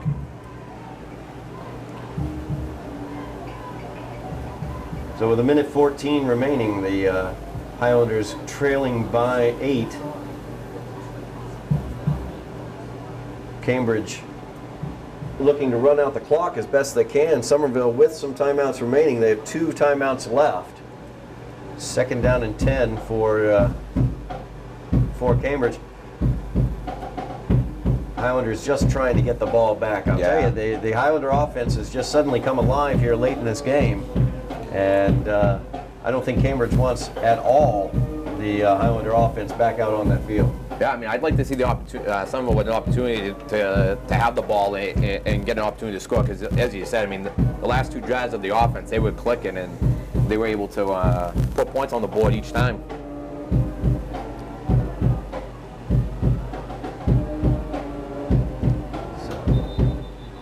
We have, looks like false start on the offense. Is going to back them up 5 more yards to midfield, just short of midfield. So it'll be a 2nd down and 15 here for the Falcons. Definitely helps the Highlanders there. Gives Cambridge a login distance to go, and definitely helps them the possibility of getting the ball back. 1:13 remaining in the game.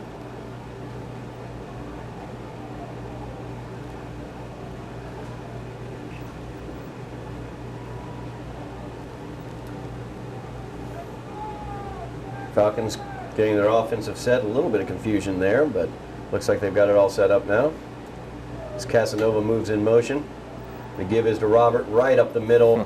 Highlanders meet him right there. Immediately take the timeout as well. 1 minute, 6 seconds remaining in the game. A big 3rd down coming up for Cambridge. 3rd down and 14 is going to be the down and distance.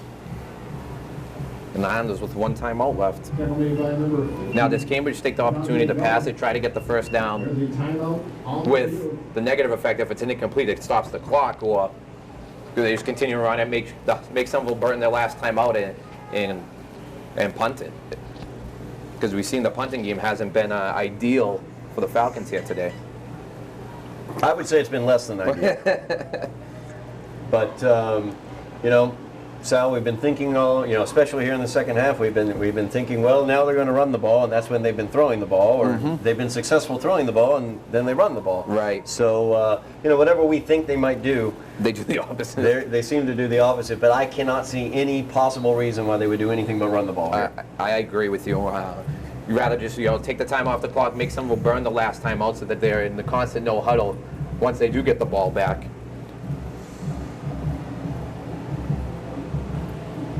So with 1 minute, 6 seconds remaining in the game, Somerville 1 timeout remaining, a 3rd down and 14 as Cambridge leads by 8. And the give is to Robert on the right side. He busts through across the line of scrimmage and is dropped at about the 30, or I should say 42-yard line by Dante Gulla.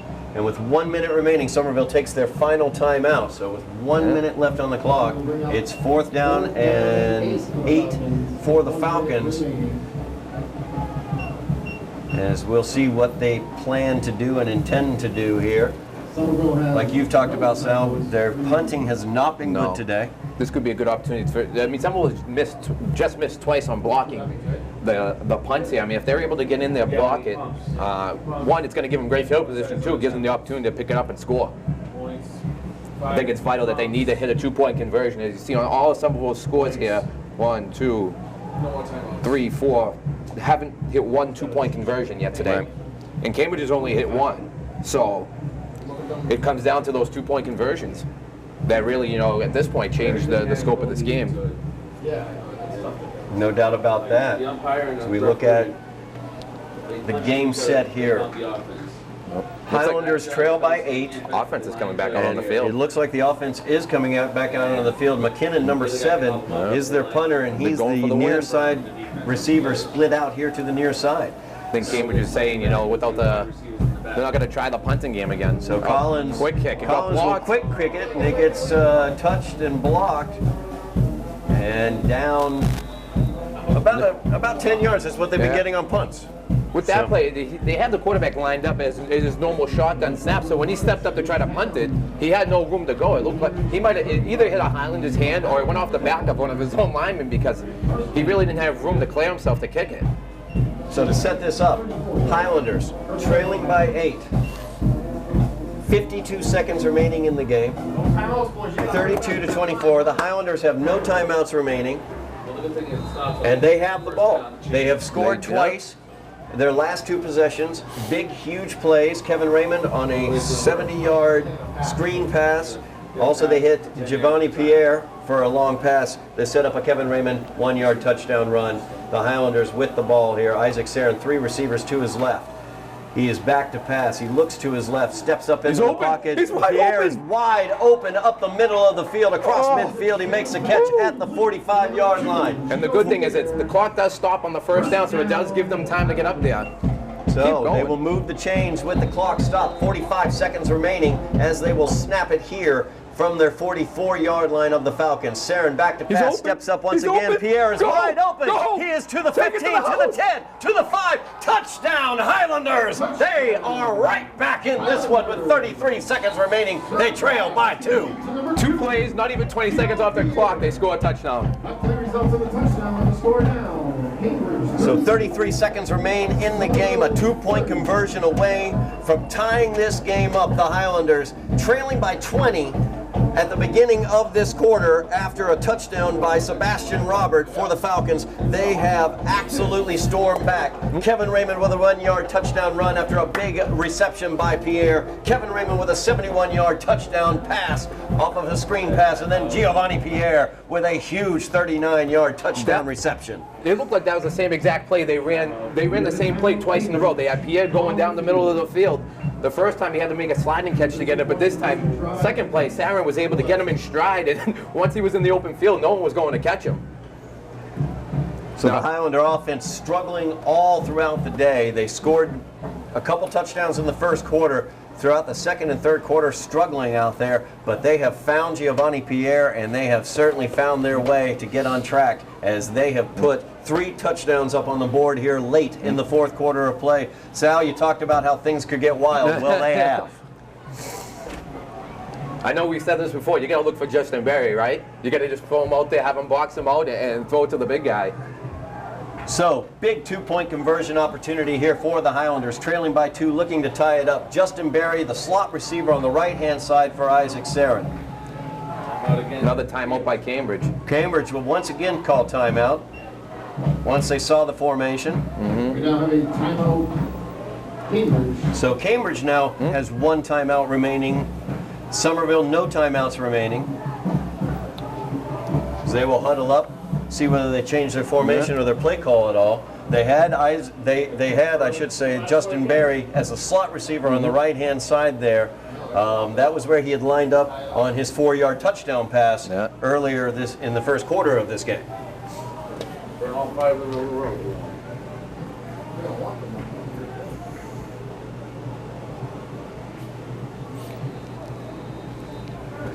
33 seconds remain in the game. Looking for a 2-point conversion to tie it up. The Highlanders trailing by those 2 points. And Sarin back to pass. It's a fade pattern over to the right-hand side. Incomplete. He had Shaq Joseph out there and just could not connect with him. And that will keep it as a 32-30 deficit for the Highlanders with 33 seconds remaining on the clock. All right, well, we're looking at a 3rd straight onside kick here. Onside kick time, absolutely. But you're right, he did have him. It looked like he threw it a little too far behind him there. It looked like after the play they were talking to each other. Isaac may have been expecting him to go a little closer to the goal line, not as deep, but hey, the way the game has gone in the last 2 minutes and 11 seconds here for the Highlanders, I mean, anything's possible here. They recovered the onside kick. I mean, they just scored that touchdown in 20 seconds. 2 plays, 20 seconds. They're able to recover this. I mean, nothing would surprise me at this point. I could not agree more. Nothing would surprise me at this point. That is exactly correct. They've scored on 3 straight possessions here in the fourth quarter, all under 10 minutes. The last 2 touchdowns came with 2:11 on the clock. I mean, it comes down to this. If Somerville's able to recover it, they have a chance. If Cambridge does, with Somerville having no timeouts, they're just going to take a knee. So Barrientos kicking away here for the Highlanders. It's a line drive kick off the Falcon? Off of the Falcon and recovered by the Falcons as they are able to get on that ball. So, with just over 30 seconds remaining in the game, Somerville storming back here at the end of the game, looking like they're going to come up just short, though, as the onside kick recovered by the Falcons, and they have the ball with 33 seconds left. Somerville, no timeouts at all, not able to stop the clock. The Falcons able to take a knee here whenever they come out of their huddle and probably put this game away. Great effort by the Highlanders here late in the fourth quarter. They scored 3 straight touchdowns. The defense came up, did its job to get the ball back, but they're going to fall just short of the comeback.